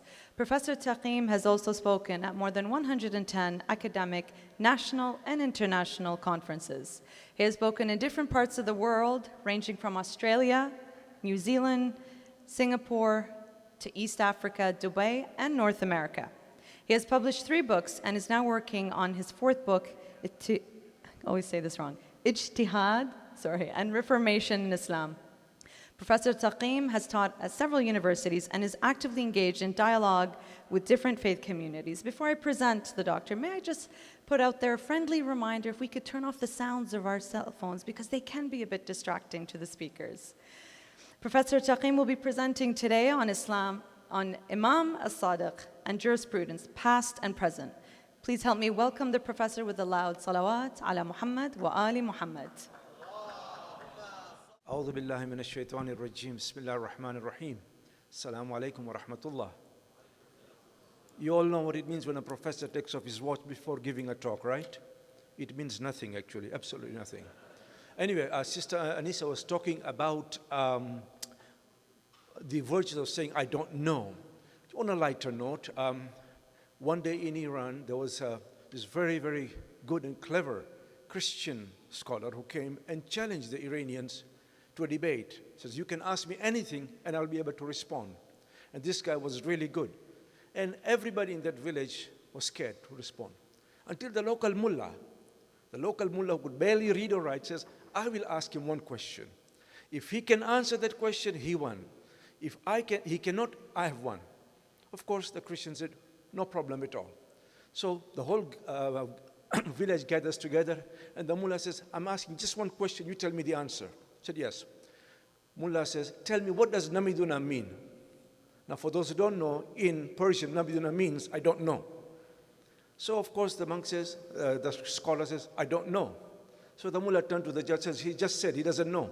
Let me ask him again, what is namiduna? The scholar says, I don't know. The judge says, well, mullah, you won. He doesn't know, so you won. The people were delighted. Mullah, that was amazing. How did you do that? We could not have done it. The mullah says, look, I'm a local village mullah. I can barely read or write. I was going through this dictionary one day, and I came across this word namidunam, and the dictionary did not know. It says, namidunam, I don't know. So I said, if the dictionary doesn't know, he probably won't know either. So that's the virtues of saying, namidunam, I don't know. Sallu ala Muhammad wa ali Muhammad.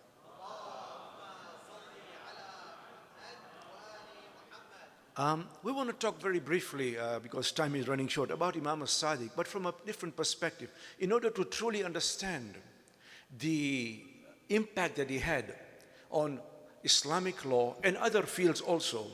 We have to understand, take a much broader picture and broader view. During his time, the Sunnah, that is the traditions of the Prophet, were not codified. In other words, it was not clearly laid out the way it is now. In fact, soon after the Prophet passed away, as we are aware, Islam spread into different areas. And in many instances, local cultural factors came into Islam, including Islamic law. So because of that, we find people who are not properly trained, or at least were not that well acquainted, giving their own opinions on Islamic law. So for example, Islamic law actually varied depending on where you went. You were in Kufa, there was a Hanafi school. You were in Medina, there was a Maliki school. Later on in Baghdad, there was the Hanbali school. And there were more schools by there. Today, amongst Ahlul Sunnah, there are 4 schools, right? At one time, there were more than 10. And just to give you an example of how this was creating great confusion, supposing you were a young girl, well-educated, about 19, 20 years old, you could manage your own affairs, but you saw this nice, cool Muslim dude, and you wanted to get married to him. The question was, do you need the permission of your daddy? Not your mommy, doesn't count, unfortunately. It's always the father. Huh? It was a patriarchal society. That's the honest truth. And the answer depended on where you were. In Kufa was very cosmopolitan. It was very diverse. You had the Arabs, you had the Persians, you had the Africans, you had the slaves, all together, hodgepodge, like New York. There, according to Abu Hanifa, using his own opinion, Ra'i, and Qiyas, saying although it is good to get the permission of the wali, but you don't really need it. You can get married even without your father's permission. However, if that same girl was in Medina, Medina was very Arab in character, by the way. It was the Malikis who predominated there. It was conservative. According to the Maliki school, if a girl was even 40 years old, 40 baras, And she was wealthy, she was well-to-do, she could manage everything. But, excuse the language, as long as she was a virgin, she still needed the permission of the guardian, even if she is 40 years old. So the law varied continuously. And to give you another example, why needed somebody, as Maulana said very correct, somebody who could synthesize and who could actually codify the true sunnah of the Prophet. To give you another example, supposing you had a person, a man, who disappeared from his wife. We don't know where he is, what we call AWOL husband, absent without leave. We don't know whether he's dead, he's muttering around, or he just went away. The question that arose was, how long does the woman, the wife, have to wait until she remarries? Does anybody want to guess? 5 years, 1 year? Well, again, it all depended on which school you were and where you were. According to Abu Hanifa, and I'm not being rhetorical or polemical, these are his views, she did not have to wait long to remarry. She only had to wait 120 years. I told you, if he does not return after 120 years, then she can remarry. I don't know about you, but I've not even seen a woman of 120 years, let alone one which are dentures falling out trying to look for a hubby. According to the Shafi'i school, she doesn't have to wait that long, only 90 years, so it's more reasonable. According to Maliki, she waits 5 years. According to us, of course, she can just go to the Hakim al-Shara, who will do a talash, a research, and if he's not there within a reasonable span, he, that is the Hakim al-Shara, can recite the divorce. So the point being that there were different factors, and that's why we needed somebody like Imam Jafar as-Sadiq alayhi salam to make a kind of a uniform law. Imam as-Sadiq said, you do not depend on your own thinking, on your own qiyas. Whereas in Medina, they claimed that they were following the sunnah of the Prophet. In many cases, they were actually following the sunnah of Medina, not of the Prophet. So if you read Malik's Muwatta, he says, as-sunnah indana, the sunnah for us. Who is for us? Is not the prophetic sunnah. Because of this, it was because of this that Imam Jafar as-Sadiq alayhi salam had to start teaching that the true source is not your opinion, not your local sunnah, but it's actually the traditions of the Prophet Muhammad sallallahu alaihi wasallam.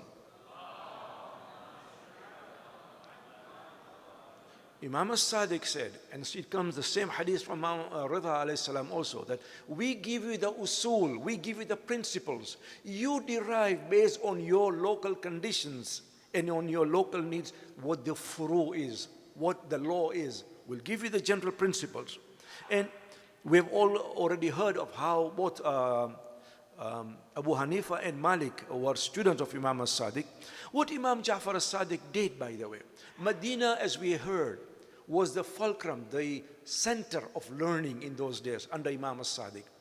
People were coming from different parts of the Islamic world.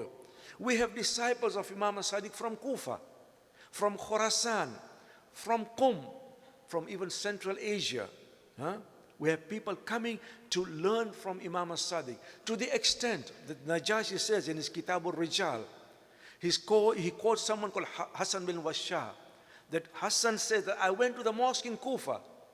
The Imam is not in Kufa, he's in Medina.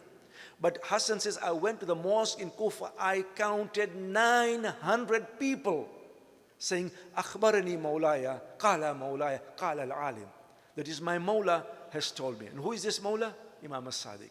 You can see the great influence that Imam Jafar as-Sadiq alayhi salam had amongst the people, not only in Medina.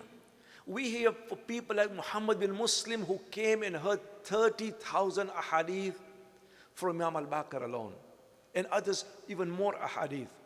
We must remember that although we are called Ja'far is the term which was actually came later on, the fiqh started not only with Imam as-Sadiq, from the previous Imams. So some of the disciples of Imam as-Sadiq were actually older than him. Zurara was actually older because he was also a disciple of Imam al-Baqir.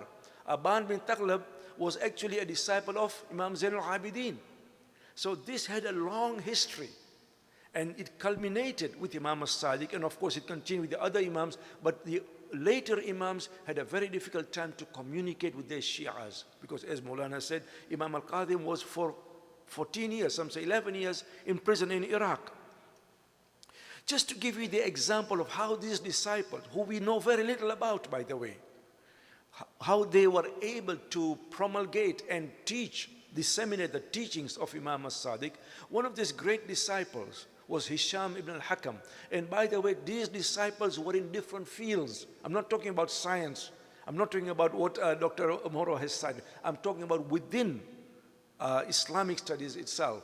So for example, Aban bin Taghlab was actually an expert in grammar, Arabic grammar. Zurara and Muhammad bin Muslim were actually fuqaha, the great scholars of fiqh. Hisham al-Hakam was actually an expert in theology.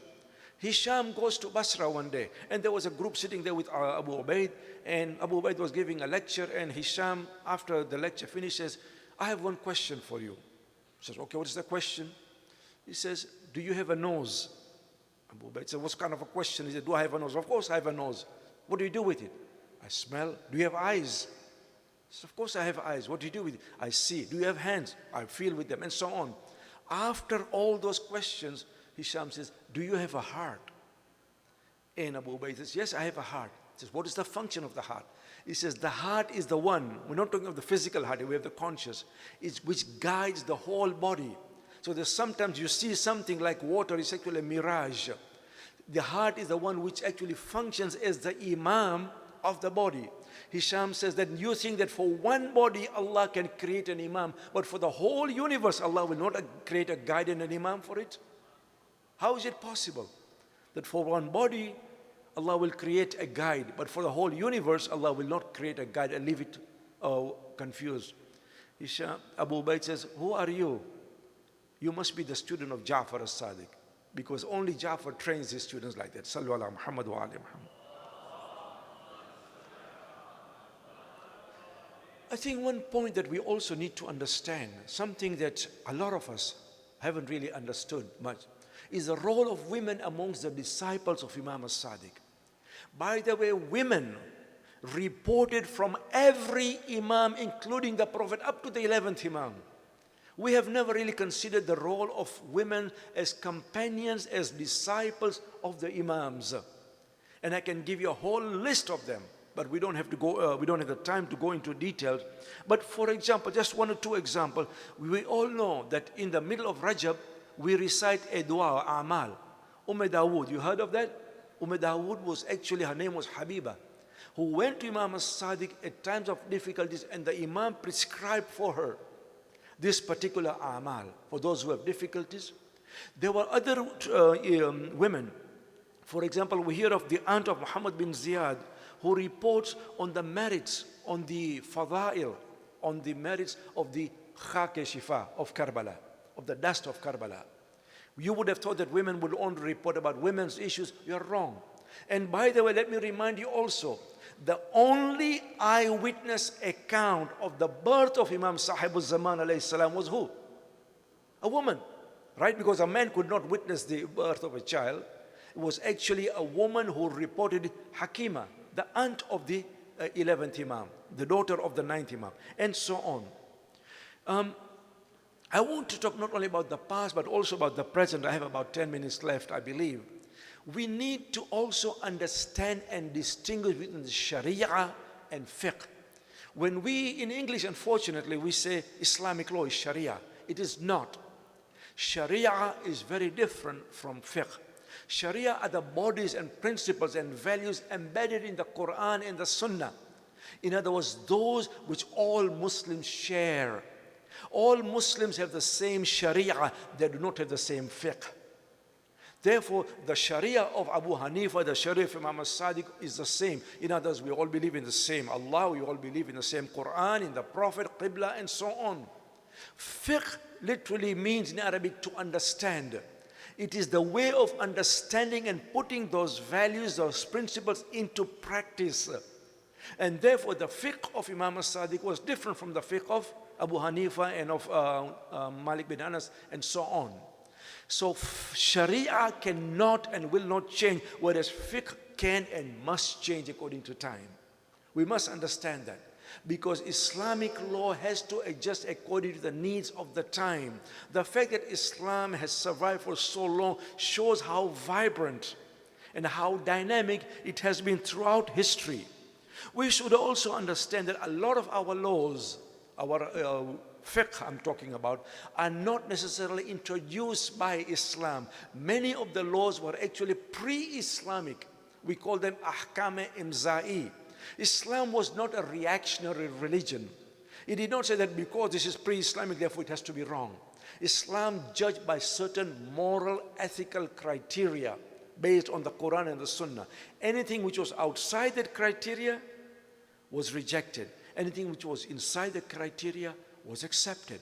So a lot of our laws on marriage, for example, there were some tweaks. Islam changed a little bit here and there. Laws on blood money, laws on trade, on business were actually pre-Islamic laws. What does that tell us? Pre-Islamic does not mean un-Islamic.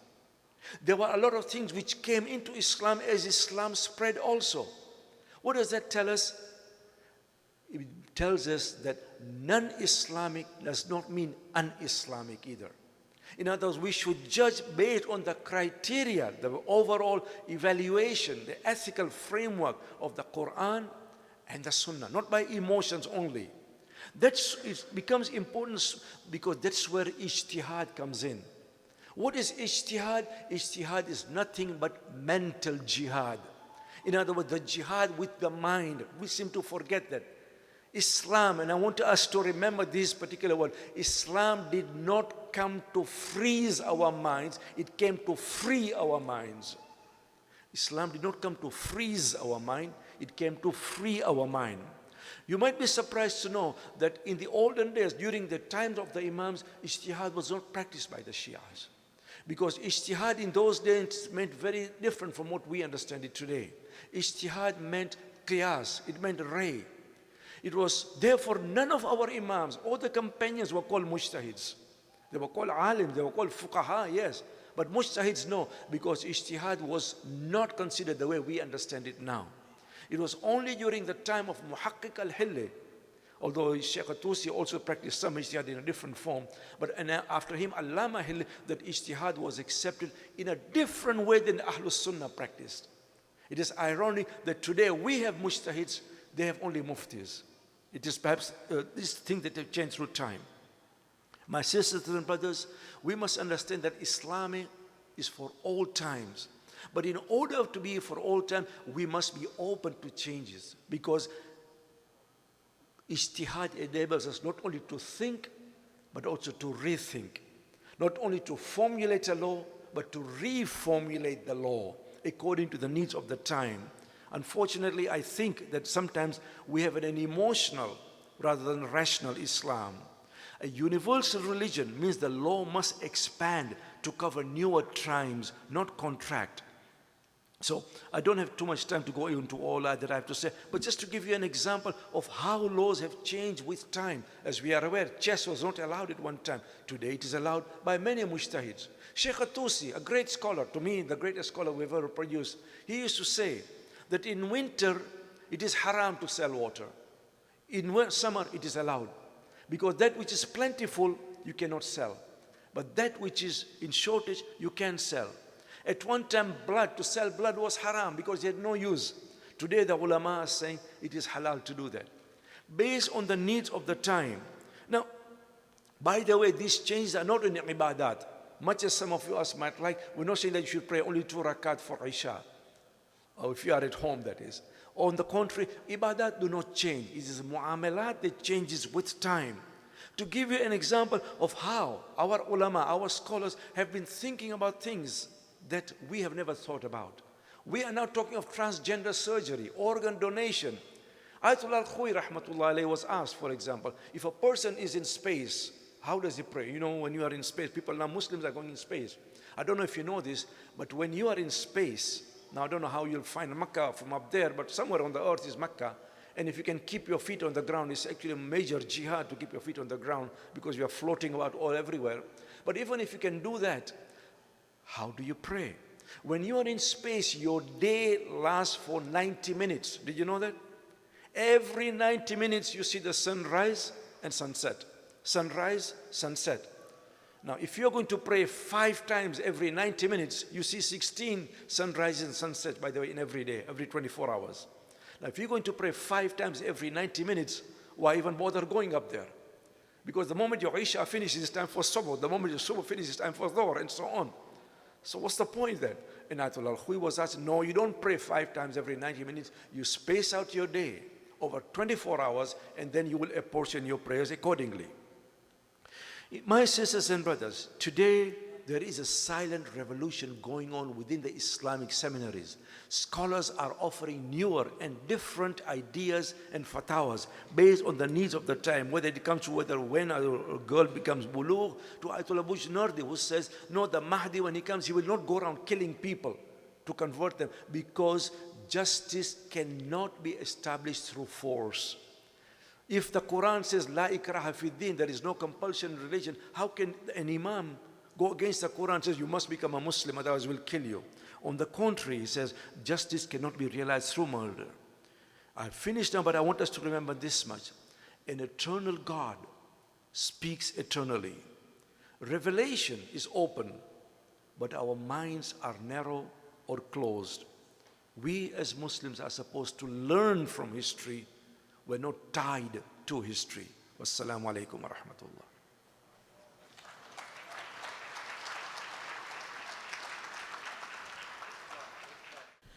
صلى على محمد وآل محمد.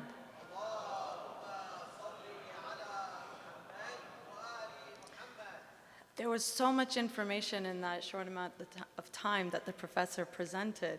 My mind is still wandering. I'm still trying to catch up with all these facts. 90 minutes, we see the sunrise and sunset. That's incredible, mashallah, up in space, right? Which really makes you wonder about time and the concept of time on earth, and the heavens and God and whatnot. It's a lot to get through. It was really interesting to hear the concept pre-Islamic is not, what was it? You remember? Un-Islamic. That was pretty neat. And this was pretty catchy too. Islam is meant to free you, not freeze you. Great, we've been listening. And of course the role of women, that's always interesting to hear about this, because we don't really hear much of it unless, we're in these gatherings and then people have done the research. It's so hard to access that research. So it's really wonderful to hear about that. Thank you again, Professor. Last but not least, it's an honor to present Sayyid Ali Abbas Razawi. He is a theologian, the Director General of the Scottish Ahlul Bayt Society, a visiting scholar at the University of Strathclyde. He is a global ambassador for Glasgow, the Caring City, a member of the Oxfam Zakat Advisory Board in Great Britain, and promotes the largest faith-based blood donation drive in Scotland under the name of Imam Hussein alayhi salam. In England, he is a trustee. I've got a lot of words today here that I'm stumbling upon. He is the trustee of the Maimonites, did I pronounce that correct? Somewhat. Interfaith Foundation. Internationally, Sayyid Razawi is a member of the European Council of Religious Leaders and a member of the United Nations Friends Global Steering Committee for the Prevention of Genocide.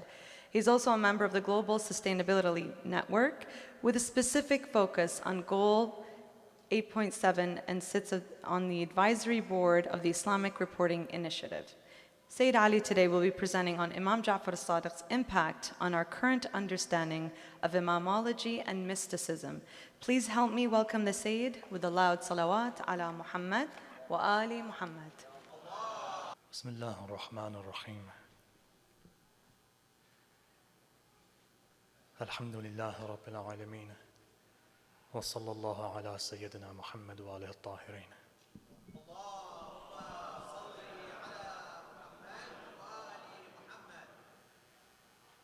It's always very difficult coming after 1.5 hours of some very complex and detailed discussions. I'm not going to take that much of your time. What I was planning to discuss, I'm going to condense it completely and do away with some of the complexities, only because I know that you're tired. I'm tired. We've had some profound points that have been raised. And what I don't want to do is overlap. So I'm going to put what I planned to one side. And on the same theme of imamology and mysticism, I'll combine both of them together to somehow consolidate all of this in 15 to 20 minutes. First thing is this. 2019, this year's gone very fast. It's been a year of upheaval, and it's been mentioned that the Imam was an expert in astrology. For those people who have knowledge of the stars, they know that when this particular period of Mercury is moving, you can expect wars, you can expect kings to collapse, scandals in religious institutions, and so forth. Now, I'm no expert in Najum. I may have studied it for 7 years, but I'm no expert in it. The one thing I will say is this: the Imam is a polymath, and a polymath, by definition, is a person who mimics the image of God. In the multiple names that God is, a polymath is also a manifestation of that multiplicity. Why? Because the purpose of the Imam really is to take you and me to our perfection. And human perfection is to be the mirror of the divine. So with that in mind, we're going through turbulent times, times of confusion. We as a community don't know which way to turn. And in fact, I could go a step further and say, we as a collective community across the world, including our ulama, do not know which way to turn. The reason being is this: because we've never been through this. On the one hand, you have social media, globalization, and as you've heard just before me, the importance now of ijtihad in mu'amalat. Why? Because we're going through a new phase. However, as you know, we have principles, and those principles should never be forgotten. So let me do this then. Why don't we take some principles of the sixth Imam and see how we can apply it today? Remember one thing, that there's a primordial reality to the words of the Imam. It never changes. There needs to be something grounded. There needs to be a perennial wisdom. If there wasn't, wisdom would collapse. There needs to be some certainty. And so that knowledge that has been flowing from Adam, remember one thing, let's go to Usul-i-Kafi. I'm only going to speak from Usul-i-Kafi, nothing else.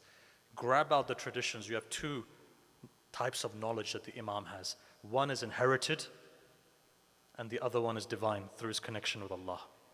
So for example, when the Imam needs an answer, he gets an answer from the divine. The other, and you can see, multiple traditions where the Imam says, for example, the eighth Imam, he says to one of his companions, "Do you doubt in me?" He says, "Don't worry. If I go to the court of Ma'mun, I'll speak to the Persians in Persian, and I'll speak to the Jews in Hebrew, and so forth." So therefore, what is it? You have two types of knowledge. One is inherited of the Imam. The other one is bestowed by Allah. So with all that in mind, look, I'm going to take 4 qualifications of what the Imam is, as our Imamology from the very beginning talks about. 4 qualifications, and that's it. How can we apply these 4 qualifications today? And I'm watching the time. Unlike professors, if I take off my watch, it means hopefully I can finish at least 5 minutes over time, but no. So, 4 qualifications. One is this. First thing of the Imam is the idea of his infallibility. The Imam is infallible. Bring it to today. How do we apply this in our life? Sixth Imam, you've heard time and time again, and you've been hearing for the last hour and a half. Thousands of students, multiple different types of knowledges. The one thing about the Imam that we can apply of his infallibility is his akhlaq. We can't be infallible. But the one thing we can have is akhlaq. Now remember, when was he living? He was living in a time where 2 superpowers were coming at heads.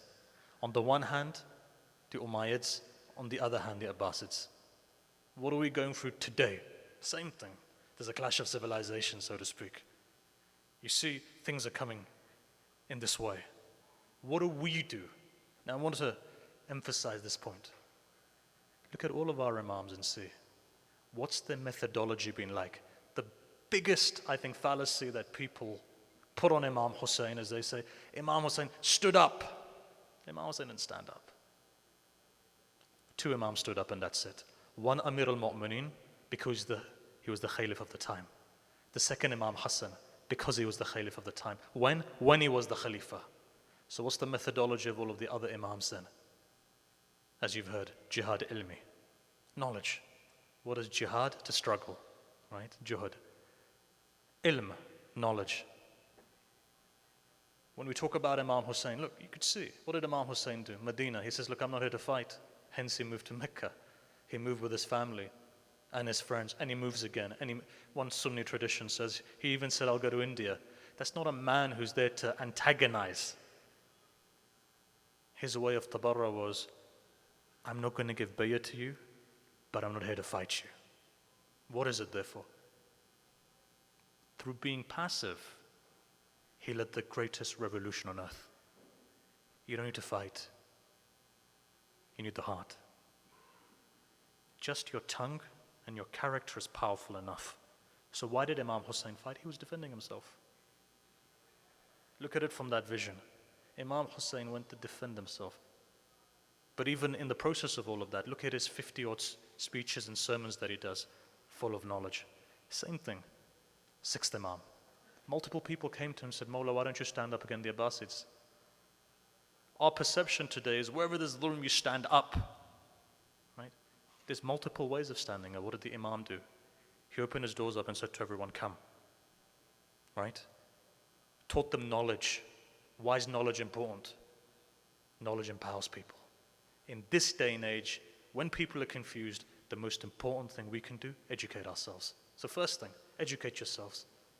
You know, I remember when I used to go to some of our lessons of Usul al-Fiqh, and the office of Qadim al-Hayri, there was an office bearer, and he would say to me, you know, living in the West is not allowed unless, and this was off record, he said, unless if your children are not gaining masters or PhDs, because you can gain a BA bachelor's in our countries. And that had a profound impact on me, and I said, what's the reasoning behind that? He said, if you are going to go away from your hometown where your faith potentially can be hit, then at least educate yourself to that much of a level that you become the need of a society. Now look and see, we are the only denomination within Shiism who are going out there and, as they say, actively, right, protesting and so forth in a negative way. There's positive as well, but the majority of stuff we're doing, the way that we're projecting ourselves is negative. Go to Google and see. You Google Shiism. You don't see Ismailis cutting their heads, for example. Like, I'm not going to say I'm not against any of this. I'm just putting it forward as a person who is not a Muslim. The minute that you Google, what do you see? You see something which the West would say barbarism. How many Shia denominations do we have? At this moment in time, 12 to 13. What are the Ismailis known for? The largest charitable organization. What are the Bohras known for? Let's go to London and see. 400 families a day they're feeding, right? And I could go on and on. What are we known for? Why are we known for that? Because what we've done is we've not digested the message of the sixth Imam, which is what? First thing, educate. Educate yourself. You could be very powerful. Education changes people. Today within our, let me take you to Europe, right? The most powerful people are academics. Our House of Lords is full of academics.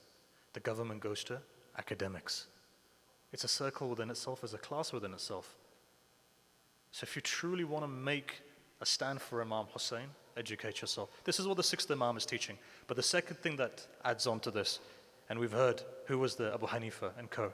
People who may not have regarded him as an Imam in the way that we regard him as an Imam. But you know what the beauty was? Acceptance. Imam had the ability to kick all of them out. He didn't do that. He said, come and sit down and listen to what I've got to say. Tolerance and acceptance. These are the two things which are very important, which today are not found. Look and see across the world. You are seeing polarization across the world, not just in faith. Look at secular polarization as well. Go into Europe and see the rise of the far right, the rise of the far left. What are they? Secular movements, right? We didn't see this before.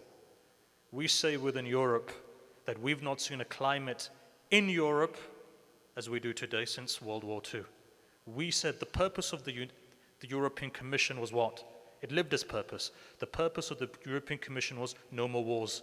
To this date in Europe, there's been no wars, right? But what's happening today? Breaking down. It's an institution, right? So that's secular, right wing or left wing.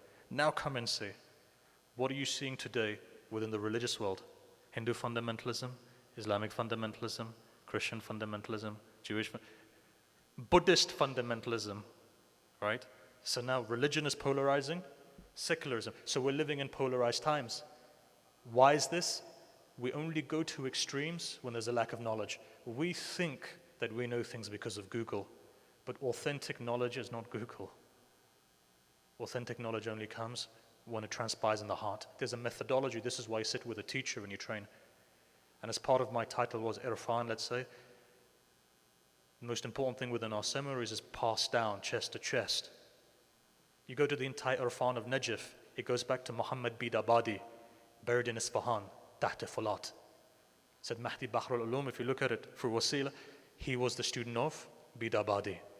Right? The entire silsilas of Irfan, if we look at Najaf, Karbala, Qum, right? It was hidden in Karbala. Even the Qadhi line, 2 ways goes back to Bidabadi. One, through Shushtari, right? And the other line, if you look at it, or even Ayatollah Bahjat, Talagani. But look, I could go into an extensive conversation on Irfan. I wish I could. I'm not going to go into it. So I'm going to skip and I'm going to go forward, right, very quickly. Ilm is the first thing. Ilm knowledge allows you to accept people. Knowledge emancipates you, frees you. Why? Because a person with true knowledge is humble. Now look at the world of academia, which also we belong to as well, right? Arrogance. Many of our professors in some of the top universities in the world, arrogant. Many of our ulama, I wouldn't say ulama, but many of our tullab, let's say, arrogant. What does knowledge do? Humbles you. So if it's not humbling, it's not true knowledge. So this is why ilm with akhlaq is important. And this is why the imam had to be infallible. If the imam wasn't infallible, he wouldn't be able to teach you akhlaq in the way that it should be taught. This is why you humble yourself in front of teachers in the hawza, or even in universities and so forth. Why? You can learn something. It's not just about knowledge, it's about tarbiyah. And that's the second thing. Today, why are our children not responding in the way we want them to do? You're providing them with knowledge, information, but what you're not giving them is training, tarbiyah. To train them. And why? We're not trained ourselves. We've got ulama, but how many people are there to train the soul? Right? In terms of what? Don't worry, I'm good. I know, I'm looking at the time. How many people do we have? In the Hawza, once upon a time, there were ulama of akhlaq. You know, I've seen the letter that Ayatollah Khoui wrote to Said Abdul Karim Kashmiri. He says, come back to Najaf, train our students in akhlaq, in Irfan. He said, I can't in the period of Saddam. Right? That Kashmiri, if some of you remember, somebody would come for istikhara, would pull out a bead, he'd give you 54 outcomes to that. A man who was in depth, they used to say in Qum, in the time of Saddam, when we wanted to do the ziyarah of Amir al-Mu'mineen, we'd look at him. Why? Because he was Najaf, ishq of Amir al-Mu'mineen. Right? He used to come out. That's ilm, that's akhlaq, ishq of wilayah of Amir al-Mu'mineen. Third thing, right? So that's 2 things. I said 4. Third thing is this then. Remember, what is the imam? Nas, right? Mansus min Allah. Chosen by Allah. How do we convert that into our life? When you start living in the way of the imam, when you start living in the way of Allah, Allah raises you. Have you noticed, for example, I'll give you an example. When Ayatollah Khoui died, how many mujtahideens were there? Many of them, said Ali Bahishti, Gharawi, etc. Who became Marja, A'la, says Sistani. They were more knowledgeable, most probably. Right? But he became the biggest. Why? Allah raised him for a reason. Live a life in such a way that God raises you. Right? Live a life in such a way that God raises you. God will pick people who you may not even think are capable of doing a job, but because of their sincerity. I remember this is Allama Tabatabai, right? Failed his Arabic grammar 7 times. So he went to the shrine of Amir al-Mu'mineen and says, if you really want something from me, elevate me. What did he do? Made him Allama Tabatabai. 6th Imam teaches us this, right? Final point. 15 minutes, right? I'm actually on 14, coming on to 15. I'm going to try to condense it as much as I can to keep you guys awake, to keep myself awake. Final thing is this. What was the Imam? He was superior in spirituality. There's a difference between akhlaq. Akhlaq is horizontal. Irfan is vertical. When you look at a person, why is there so many traditions of Alim Rabbani? Because Alim Rabbani revives the heart. There are people you look at and they bring you to Allah. That's the kind of person you want. That's the people we want. Who teaches us? 6th Imam. Look at his teachings and see people who weren't even his followers used to be moved by him. They didn't like him, right? But they didn't like him only because of the fact of his justice. It wasn't the fact they had a personal dislike against him. So spirituality. We can apply that spirituality in our life. 4 points of imamate that's meant to be, but I've taken it on an al-akhlaqi angle. To consolidate all of that within 3-4 minutes, and it will be under 20 minutes therefore.